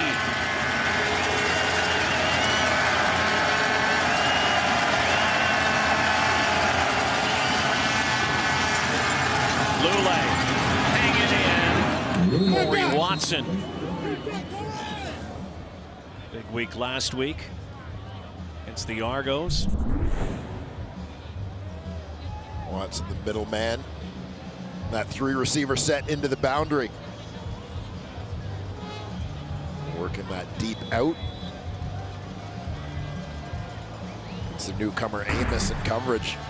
Just threatening deep to drive the defender off and create some separation before making that break. Nice timing on the throw from Lulay. Couple of hiccups for Travis Lulay. His team late in the second. He has to call his own number. Kind of read it and read it wrong. Micah Johnson with the salute. First Calgary sack of the ball game.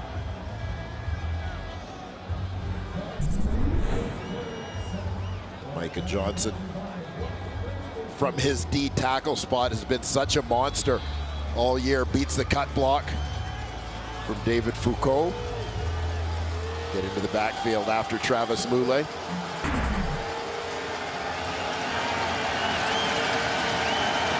Second down and 12. Micah Johnson's 11th sack of the season. The sideline, good move by DeVere Posey, trying to cut back and lunge forward. Trey Roberson helping out on the play. Keep the Lions short of the first down.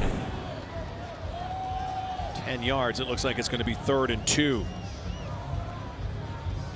Posey lined up on the outside. He's got a little bit of room. Corners dropping deep.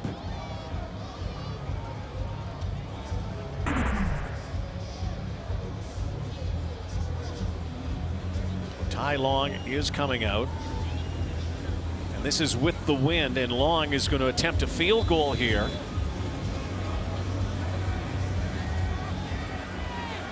This is going to come from the 52. Career long is 51, so since he came to the CFL, this would be his longest. He has the wind behind him. This kick is up, and it is good. Ty Long likes it. The Lions like it. They relinquish the lead for only a few seconds. They get it right back. Ty Long, his longest. 23-21 BC.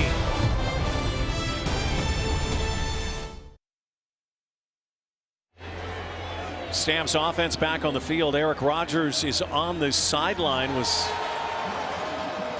good enough to get here tonight for the Calgary Stampeders. Here's Jermaine Franklin. Yeah, absolutely, Rod. You know, Dave Dickinson actually had one of his big principles tested this week. He's always preached to his team, family comes first no matter what. It's already been well documented how decimated the receiving corps has been with injuries. So imagine what went through Dave Dickinson's mind when Eric Rogers reminded him that he was expecting his second child and he had to go to California this week, a short week.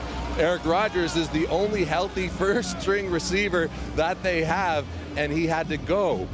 Dickinson considers him the glue of the receiving corps, so that was very hard. Obviously, the decision was easy to make. Eric Rogers had to go, but the circumstance was very difficult.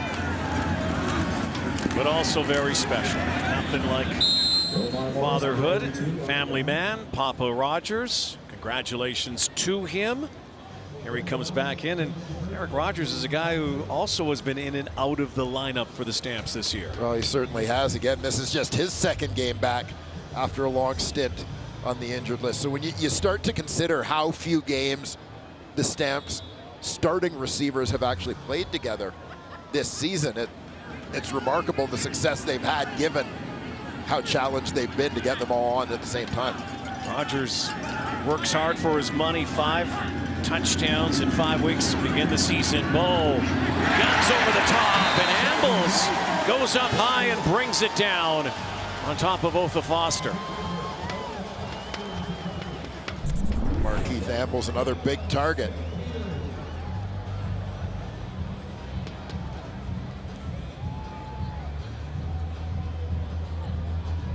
Big target, capable of working the middle of that field.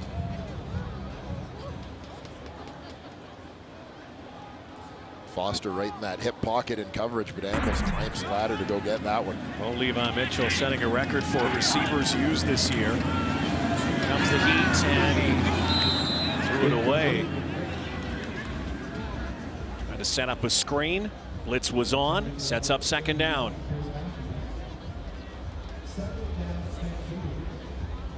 I mentioned earlier Davon Coleman with 2 interceptions last week. Only 3 times in history has a defensive lineman had 2 picks in a game. We got to see the other time earlier this year, Jagarrett Davis right here. There was Brent Johnson. 12 years ago. Hall of Famer this year. Ball has time. Crossing pattern. Flag down. Well, it's close to Thanksgiving, kind of the wishbone there. Ambles almost had his leg pulled off. He got 6 yards with 2 legs and another 3 yards, almost 5 yards with 1 leg. Let's see what the call is here, though. Offensive pass interference, Calgary number 32. 10-yard penalty, repeat, Romar second down. Morris giving a little more room for Ambles and company. Yeah, they've got a crossing route happening. Ambles is coming from the top of your screen, but you see Romar Morris right here. He's the other crosser. Watch what he does to try and create a little extra space for Ambles. Dips the shoulder on TJ Lee. Got him by a foot. Would have had his sneaker if not for the spatting. That was an NBA-like pick that was set. 2nd and 20. Lions rush 3. Bo goes deep here. Up for grabs, and it's picked. And this one is going to be caught by Nate Hamlin. That Anthony Thompson who has it. Thompson has the pick. 2nd interception of the season for Anthony Thompson.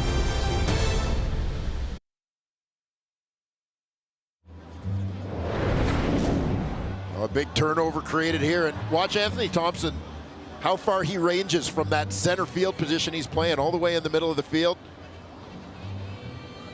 Remember, 65-yard wide field. He's got to get all the way out to that sideline to come and help over the top. Come on. So another turnover in this game. Second and long. Almost like a punt, really, for the Stampeders on that deep shot. Thompson has the pick. Lule throws it into the Stamps bench. Caught by Bo Levi Mitchell.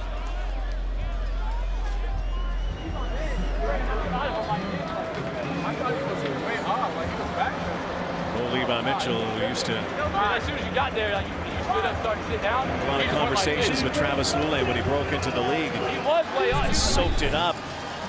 This is the first time they ever caught a ball from Travis Lule.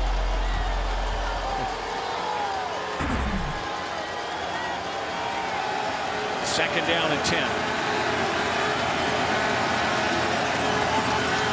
Just over 5 to go, third quarter. There goes Sutton with one of his best runs again. Good play call for the Lions as the Stamps were expecting pass on a 13-yard scoot by number 13. Well, watch the way that the Calgary Stampeders defensive line gets completely sucked in on this play. They're all going full speed up the field, late to react. Well-timed draw. That's exactly what you want. The idea is in a passing situation that Micah Johnson and the rest are going to have their ears pinned back, try and get some pressure. 75 yards for Sutton so far tonight, Dwayne. And in the backfield.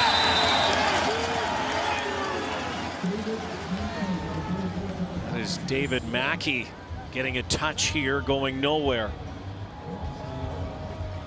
There you see Devon Claybrooks, defensive coordinator for the Stampeders. Done a terrific job with this group over the last few seasons. Pink in his hat. You see a lot of the players wearing the pink, the spat. Pink ribbon night here in Calgary. It's Cancer Awareness Month. As close to everyone's heart. And again, that draw. Terrell Sutton. Picks up 8 on the play. Travis Lule looking at that sideline. It's going to be third and about 4. Sutton and that offensive line continue to do a job. You know, I mean, Calgary is a team that is most frequently leading throughout the course of the ball game. Doesn't necessarily have teams running on them a lot. It'll be interesting to see if there's a fatigue factor for them, the way that this BC offense has been physical in the way they've played tonight. Remember, the Stamps will have the wind in the 4th. Long has the wind here. Will go to his left, trying to angle this. Good kick. Omar Morris scampers out near the 27-yard line in this 23-21 game.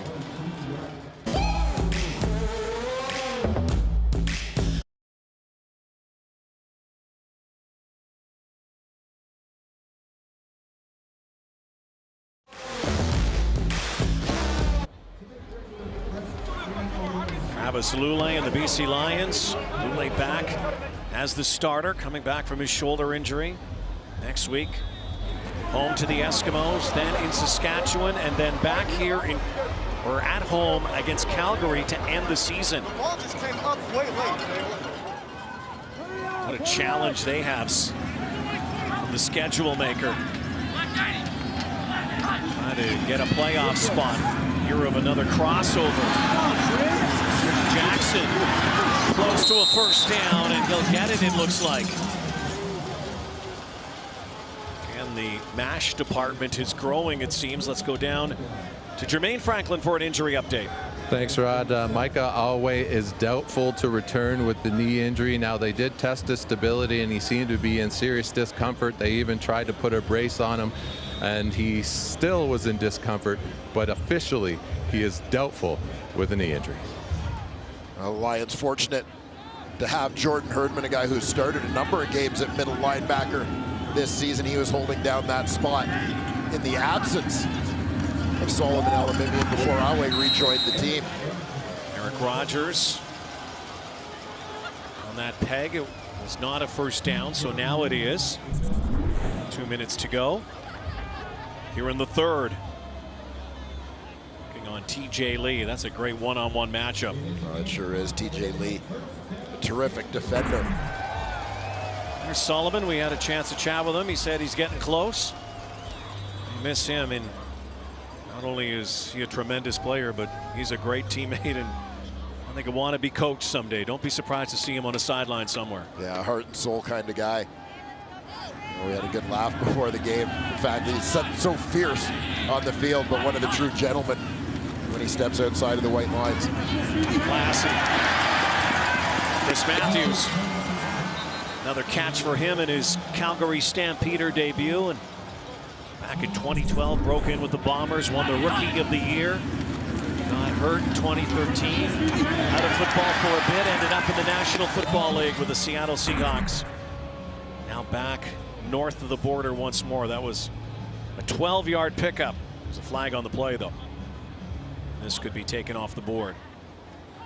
Procedure, no end. Calgary, 5-yard penalty. Repeat, first down.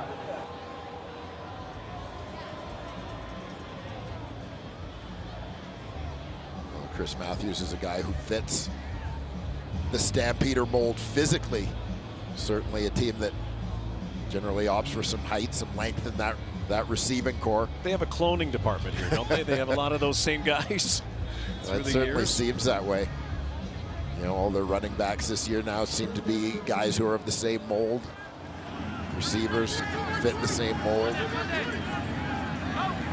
Lions loaded up on 1st and 15. Last minute, third quarter. Bo again over the top, looking for Rogers. Again, Chris Matthews. Who would have ever thought, though, that he would have had such an impact in the Super Bowl? Remember the NFC game as well on that onside kick, and had they won this game,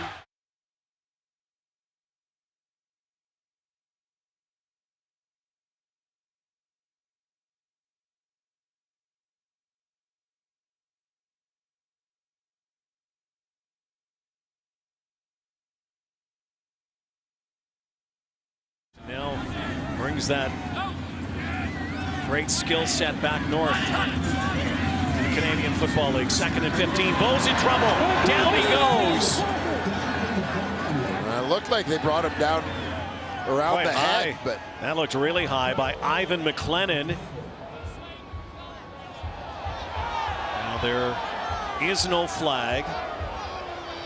Bo Levi Mitchell pointing to the scoreboard. Dave Foxcroft is not looking up there. Again, there are no challenges left. That was definitely high. That is and should be a penalty. yeah, no question about it. We've seen lesser than that called roughing the passer. Final play barring penalty of the third quarter. Sea Lions are going to have a rare lead. Flag on the play. And Travis Lulay and the Lions milk this lead. 4-2 after 3 quarters with the lead. But again, against the Calgary Stampeders.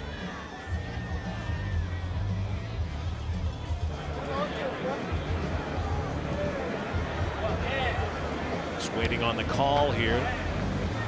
Play cannot end a quarter on a penalty. During the return, illegal block, BC number 44. 10-yard penalty, first down. These teams, of course, met back in August. Calgary won 27-18. Generally, through the years, you look at it, Stamps have won 5 in a row. 9 9 of their last 10. Here's the penalty. Yeah, keep an eye on the right side of your screen.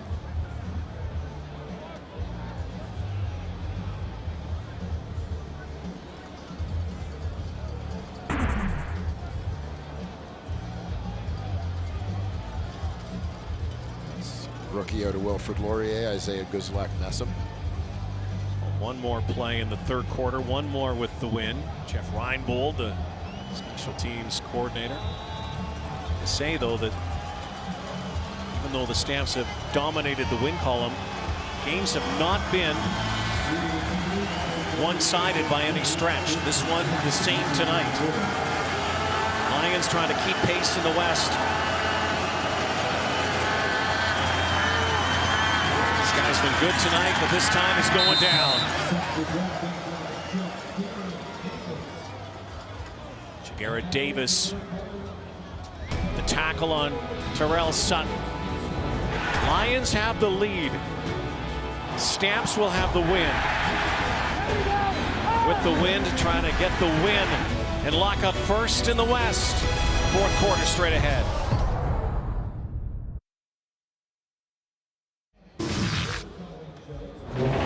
A rarity, the Calgary Stampeders trailing after 3 quarters, the Lions by 2. Look at the yards in offense by the Stamps in the third, just 15. They're going to have to generate more, but then again, they've been scoring off of turnovers, and we'll see how these teams protect the ball as we head to the fourth. And Travis Lulay, it's kind of been a roller coaster ride for the quarterback carousel in BC with the platoon, you might think, of Jonathan Jennings and Travis Lulay. Yeah, but they're two guys who obviously have gotten along very well from day one. Travis Lulay took on the role of mentor to Jonathan Jennings when Jennings came into the league as a rookie, and particularly when Jennings, due to injuries, was forced into that starting lineup. So very cooperative effort between those two guys. You know, and obviously the hope for the BC Lions is that out of the adversity of losing your starting quarterback is that you have two guys ready to play at this time of year should anything go wrong. Travis Lulay, a proven winner as well. Grey Cup champion back in 2011. Winning record against the Stampeders through the years. Lulay trying to connect on the far side on 2nd and 9. There was a bit of controversy as well generated from comments by General Manager Ed Hervey, who talked about Jonathan Jennings, and there were some thoughts that was accusing Jennings of not being the complete team player. Had diffused those earlier tonight, those comments. Oh, big hit. Said he just wants everybody to be accountable.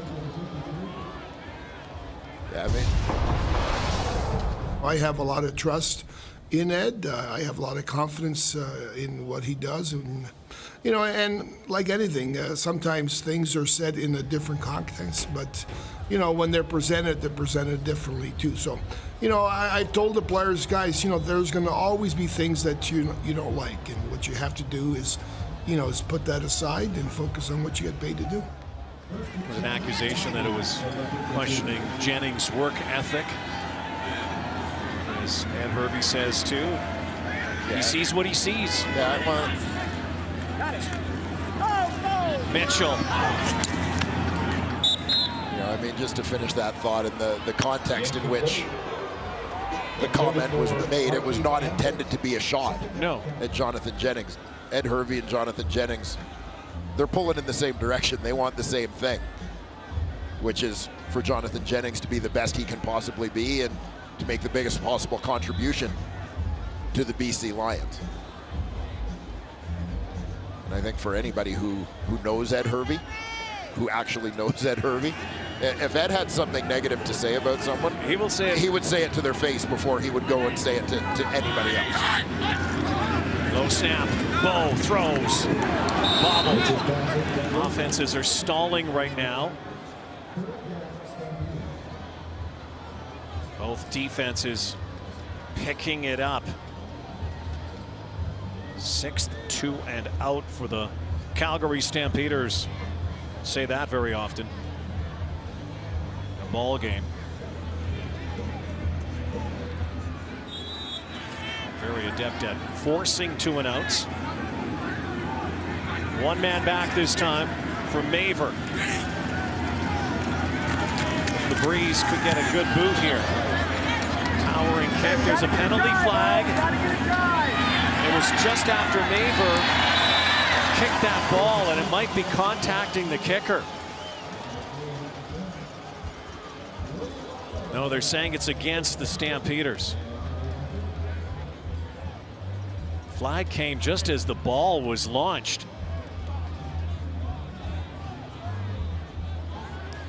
While the ball was in flight, holding Calgary number 36.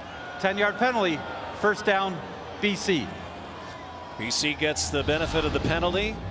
Hard-hitting, pad-popping game. Ask Romar Morris. Dyshon Davis loses his lid, but comes up with a huge hit.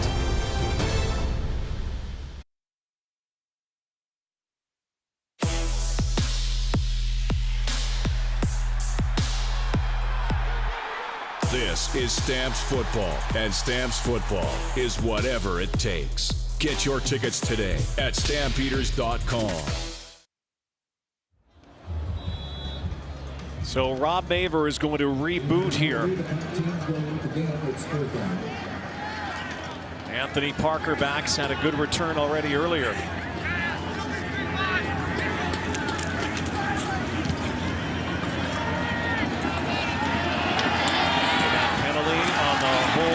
Parker picks his way to the 30. Runs into a posse of Stamps. Another flag down. Commentator Outdoor Clothing is brought to you by Nobis. This is Nobis.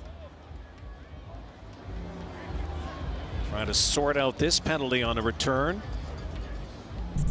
Game's become a little scrappy now. Major foul, unnecessary roughness, Calgary number 6. 15-yard penalty, automatic first down. That was Rob Maver. Hit from behind here, maybe. Can you call unnecessary roughness on a kicker? Is that a thing? Might have been an accident. Rob was right in the middle of it. Gets called, and a better starting point for the BC Lions. Maver, the former Guelph Griffin, CFL All-Star. One of the preeminent punters through the years. The tandem that has been with Rennie Paredes. Lule looks one way and then hands it off to Sutton. A great cut. Should have been stopped at the line of scrimmage, but positive yardage again for Terrell Sutton. Yeah, terrific cut by Sutton to make the first man miss. Turn that into a positive play for the BC Lions. Sparkling debut so far, Dwayne. You Yeah, think? we can certainly label that a success thus far for Sutton and the Lions. Comes as advertised. 31-year-old, Akron, Ohio, played his college ball at Northwestern. He's second down again. We've seen a lot of 2 and outs. Lule, far side, first down. Devere Posey on the Calgary side of the field.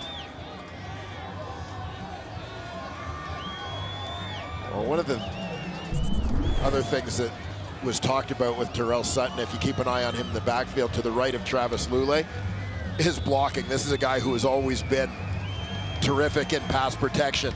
Does a great job there, stepping up into the gap to pick up the blitz. Close to the line of scrimmage, allowing Lule time to throw that football. Knocking heads with Jameer Thurman. Terrell said yesterday, just wants to hit somebody. And now Lule on the bootleg. Fooled everybody. Yeah, that's Travis Lule channeling 2011. Doesn't do a whole lot of this like he used to. Picks his spots since the injuries. But a guy who, to me, this was always a great part of Travis Lule's game, is his ability to threaten the edges of a defense. A brace on his leg. Bum shoulder. Still going, still throwing.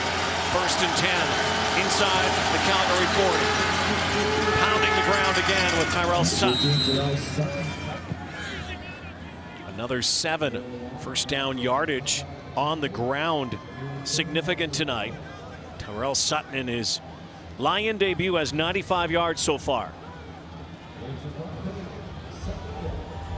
And 95 hard-earned yards. Yeah.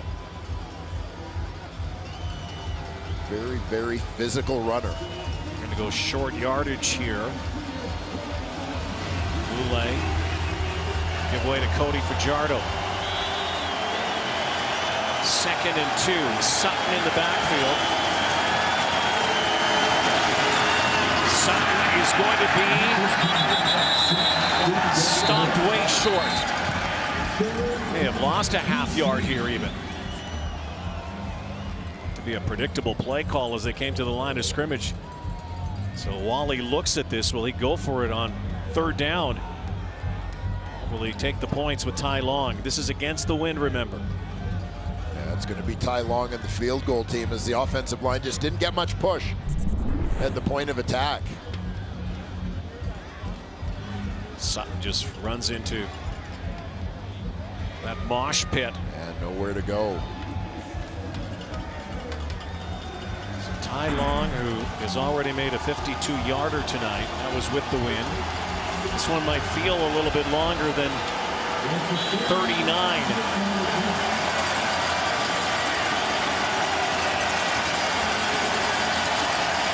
Seems to have died down now here in the 4th.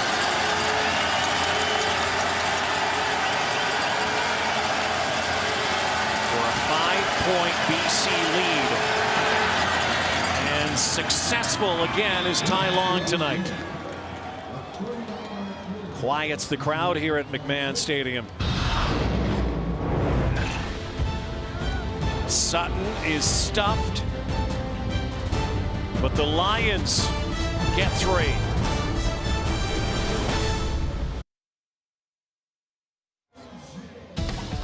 He'll have you at Aloha. Get into Magnum PI streaming Monday at 9/10 Mountain on CTV. Channeling some Tom Selleck, but I don't think the new Magnum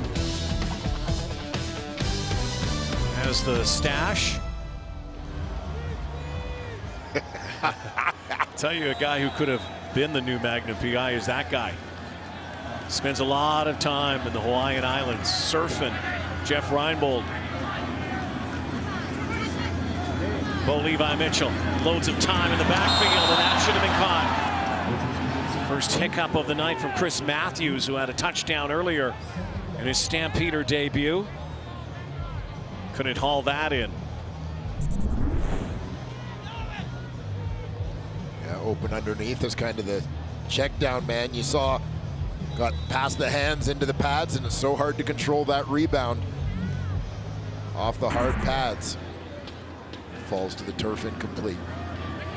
Bo Levi Mitchell just 4 of 11 in the second half.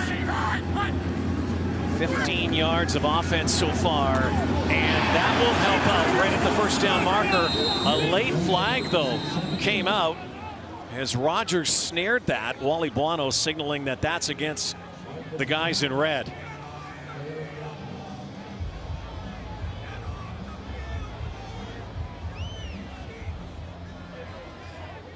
Illegal interference, blocking downfield on a forward pass. Calgary, number 81. 10-yard penalty. Repeat, 2nd down. Back-to-back negative plays for number 81. Keep an eye on Matthews on the outside. His explanation would be that he wasn't blocking. He was actually trying to get separation to get open. Either way, it was... It's like a superhero push.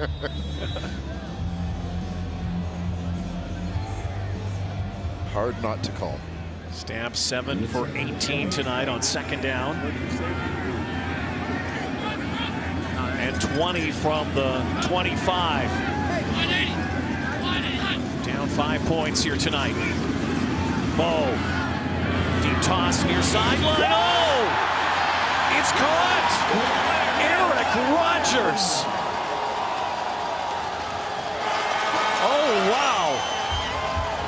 You remember earlier we saw that Brian Burnham catch, and you said to me, "You're not going to see one better than that tonight." And I said, "We'll see." We'll see. Acrobatic effort here from Rogers. Gets the foot down. Spectacular. Good catch, good call. Call by you, partner. I think we'd see somebody out-burn him, Brian Burnham. Eric Rogers just did, maybe. Look at this. Layback. Beauty. Did he Terrific have effort. his Does he feet have it down? secured? Does he have the ball secured? Because there was a little bit of a bobble in there. Well, they've run the next play, so yeah, whether he caught it or not, yeah, he caught it. And it's impossible to challenge. Second and short. There's 7 to go. Wally Bono's final regular season game. The place he used to call home for so many years. On his way to becoming the winningest coach in the history of this league.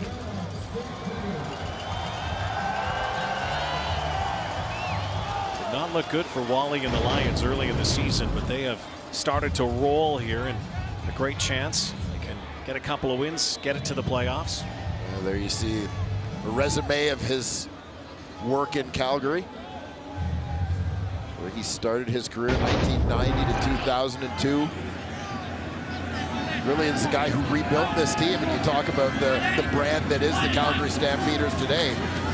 Begins with Wally Bono. Lamar Morris skedaddles on that side. Down to 6 minutes. It has been quite the journey as Wally winds it down into this farewell tour that he is on, and who knows how it will end in this season for him. What do you remember best about playing for a guy like Wally Bono? Well, I mean, Wally was a guy who he was going to tell it like it is, and I mean, there's nothing really fancy about Wally. We joke now about the fact that he doesn't wear the headset, but a guy who just, quite frankly, knows how to win, knows how to run a good organization, knows how to treat the people working with him and for him. Well, if you like to work, you can work for Wally Bono and you can have success. Here's Dave Dickinson, another Hall of Famer, on Wally. He's got an intimidating personality. He commands respect. Once you get to know him, he actually has a really big heart and wants the best for everybody, and obviously is very competitive. So there's a lot of love for Wally, even though we'll be battling each other. We just try to coach our teams the best we can, and hey, we're going to miss him. The league is going to miss him, but I'm sure he'll be fairly close by, and certainly a guy that I think if I needed something, I could always call. 8th play, and down goes Bo. Sean Lemon. Lemon drop. For Lemon, his 9th sack as a BC Lion this season. Comes Sean Lemon from the stand-up position. Working one-on-one with Randy Richards. Quick outside move. See Bose look up at Richards. How did that happen? Here they come again. Bo. And up high. Matthews makes amends. Will be short of the first down. But another terrific catch here. Yeah, he seemed to kind of pop into the picture out of nowhere. Big Chris Matthews across the middle. Running back Jackson does a nice job to get Bo Lacombo down on the ground. As the linebacker was blitzing up the middle. So it's going to be 3rd and a long yard. This is almost a yard and a half, 2 yards. Remember, the Stamps were stopped earlier on a 3rd down play in this game. Getting close to the 3-minute warning. They're going for it again here on 3rd and 2. Mitchell's going to throw. He does, and it's incomplete. And there's a flag down at the 25-yard line. Bo Mitchell was hammered as he threw the football, but that flag could be illegal contact.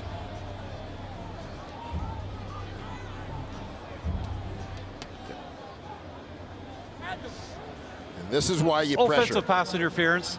Calgary number 1.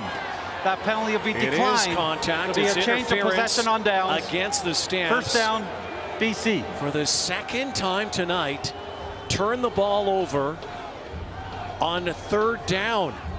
And that could be costly. Down 5.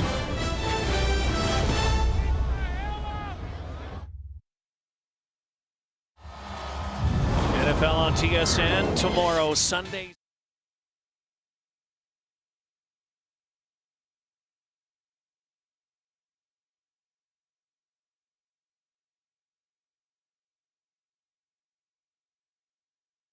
Enjoying your day today, 9 hours of football.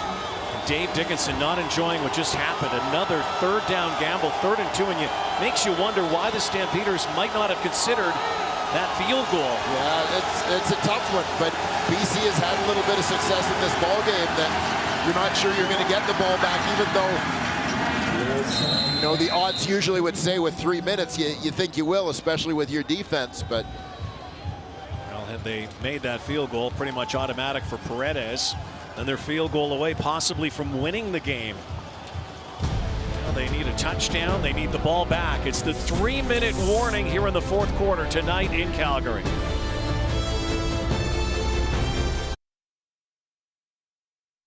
Welcome back.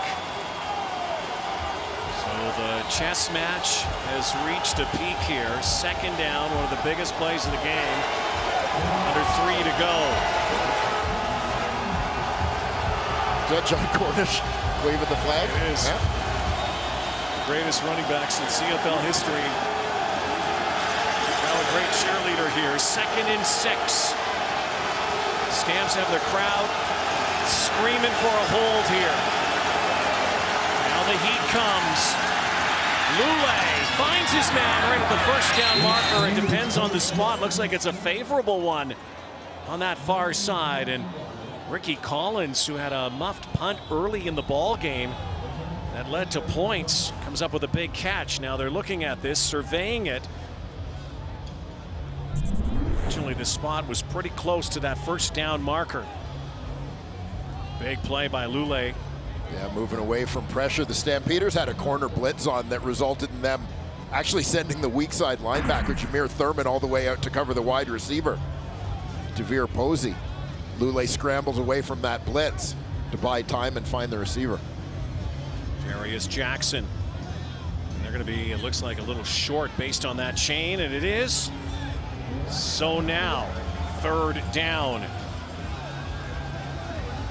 31, and that gamble that went astray for Dave Dickinson still could work out if his team can find a way to stop here. But there have been a lot of big plays in this 4th quarter. There certainly have. 3rd down gambles that are reeking of importance.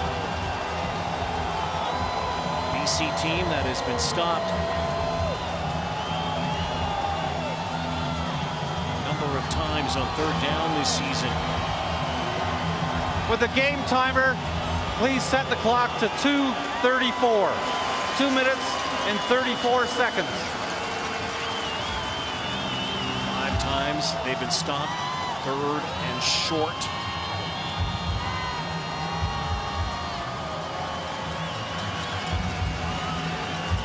We'll keep an eye on the strength of this Calgary Stampeder defense up the middle. Micah Johnson at tackle. And that man, Alex Singleton.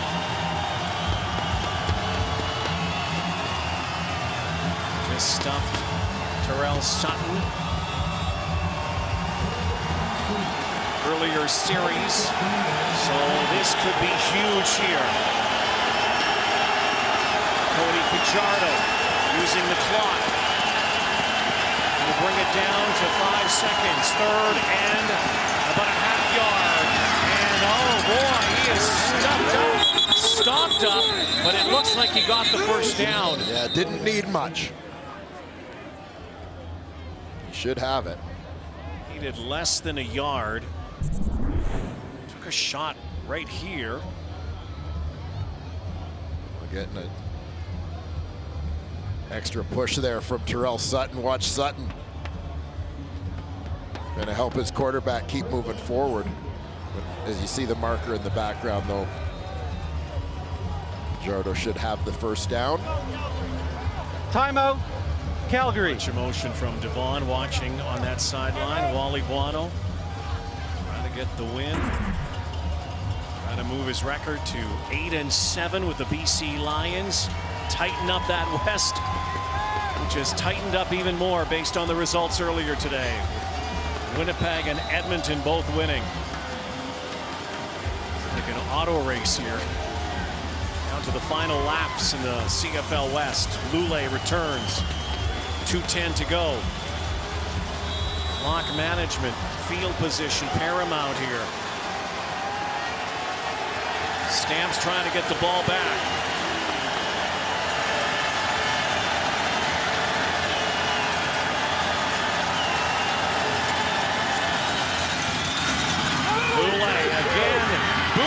Football. Fooling everybody again. Travis Lule with the gain.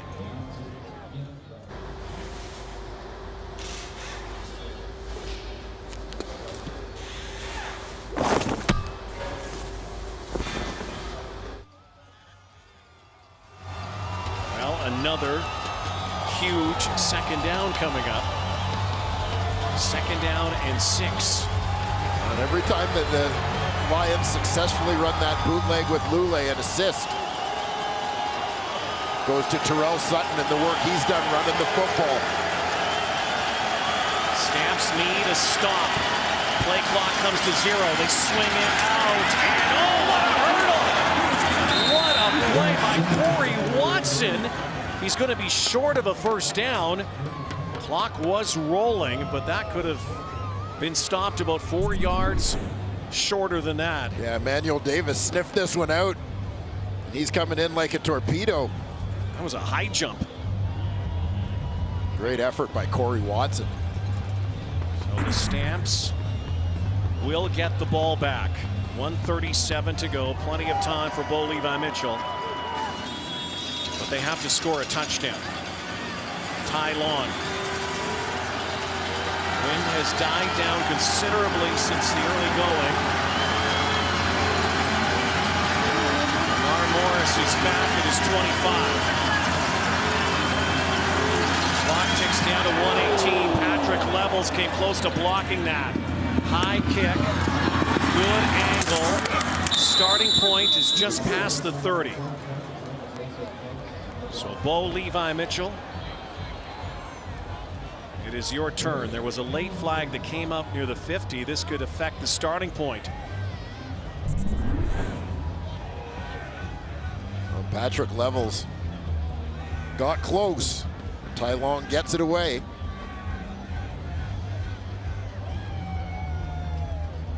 So here's the call.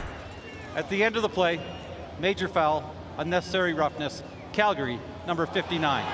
15-yard penalty. That is first down, enormously Calgary. costly right now for a big play team that hasn't had as many big plays as usual tonight. They need a couple more with that 15-yard deficit on this drive. 1:08 to go. 1st and 10 from the 17. Bo Levi Mitchell, 16 career 4th quarter drives.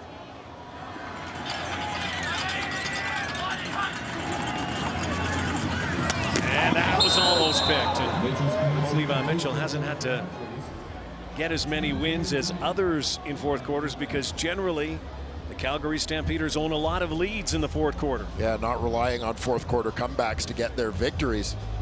As we talked about earlier this year, 10-0 when leading after 3 quarters. This is unfamiliar territory for the Stamps. And there might be some questions about not going after that field goal this week if they can't find a way to get into the end zone here. Mitchell on 2nd down. Tight coverage. And it's going to come down to 3rd down. A minute to go. They likely won't get the ball back, so this is ball game here. Well, Bo Lacumbo, weak side linebacker, drops in coverage. He's the guy that ends up across the middle with Eric Rogers. And you see that tug with the right hand. to the left shoulder of Eric Rogers as the ball was coming in. May have gotten away with one there. BC Lions on the verge of victory. They can hold off the Stampeders from getting a first down here. Stamps need a first down, and they're not getting it. No flags, no catch. No win for the Calgary Stampeders. The BC Lions look like, barring a disaster here, that they're going to escape from Calgary with their 8th win of the season and end a 5-game losing skid against the Stamps. Well, their 8th win of the season, and I would contend their biggest win of the season to date, particularly with Edmonton coming up with a victory this afternoon, putting some pressure on the Lions to try and keep pace.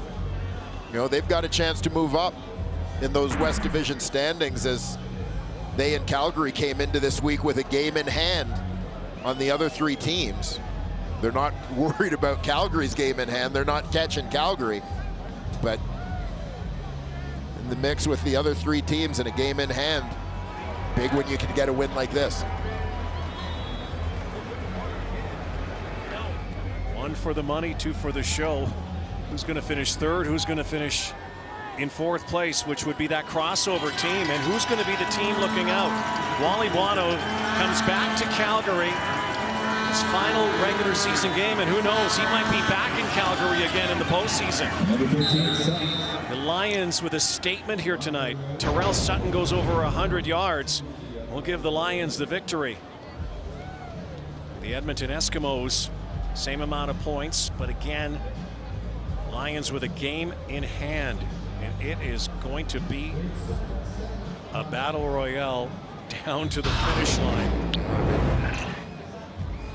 Pressure on the Eskimos, pressure on the Winnipeg Blue Bombers as well. Again, Lions just a game behind them with a game in hand. Just a rarity here tonight. Calgary Stampeders, again, built an excuse, not a lot of healthy bodies. But a team that's used to winning, and here is their first loss on home field this season. Fought back in the second quarter thanks to turnovers. Do you think Dave Dickinson's going to regret the decision not to go to the field goal, because then you get the ball back? You don't have to necessarily go for the big play to try to get to the end zone. Yeah, and people obviously are going to question that. You know, I mean, my personal feeling on it, well, I probably would have kicked the field goal. I'm going to look at Dave Dickinson's winning percentage as a head coach, and it doesn't make him beyond reproach, but it means he kind of knows what he's doing, so shouldn't really be second guessed.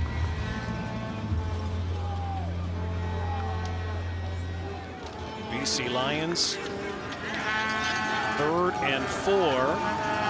Gonna milk the clock, and Travis Lulay's probably just gonna chuck this into the end zone and into the stands. Clock comes down to zeros. The gun will sound, and the BC Lions are still very much in this heavyweight fight in the West. Wally Buono, another win for the CFL's winningest coach. 281st now, and he gets his win back in a stadium that he used to win a lot, here at McMahon Stadium. Terrell Sutton, what an impact for him in his first game as a BC Lion. Yeah, and it goes beyond the numbers. When you talk about Terrell Sutton, yeah, 22 carries, 106 yards, 2 touchdowns. That's an understatement in terms of what his impact was on this football game. I felt that he set the tone physically for the BC Lions in this game. He did something that teams don't often do, which is wear down the Calgary Stampeders defensively. You watched every time he ran the football, he was moving the pile. He was the hammer, not the nail. And that's why Terrell Sutton is our Nissan Titan player of the game. Brought to you by Nissan, official vehicle of the Canadian Football League. Travis Lulay gets the win. The BC Lions, most importantly for them, get the win, and they're going to need more Terrell Sutton down the stretch. What a finish we're going to have in the West down the stretch. Lions have Edmonton next week. Calgary has Saskatchewan. The Lions deny the Stamps first place in the West for now. They win it tonight, 26-21. Good night from Calgary. Sports Center.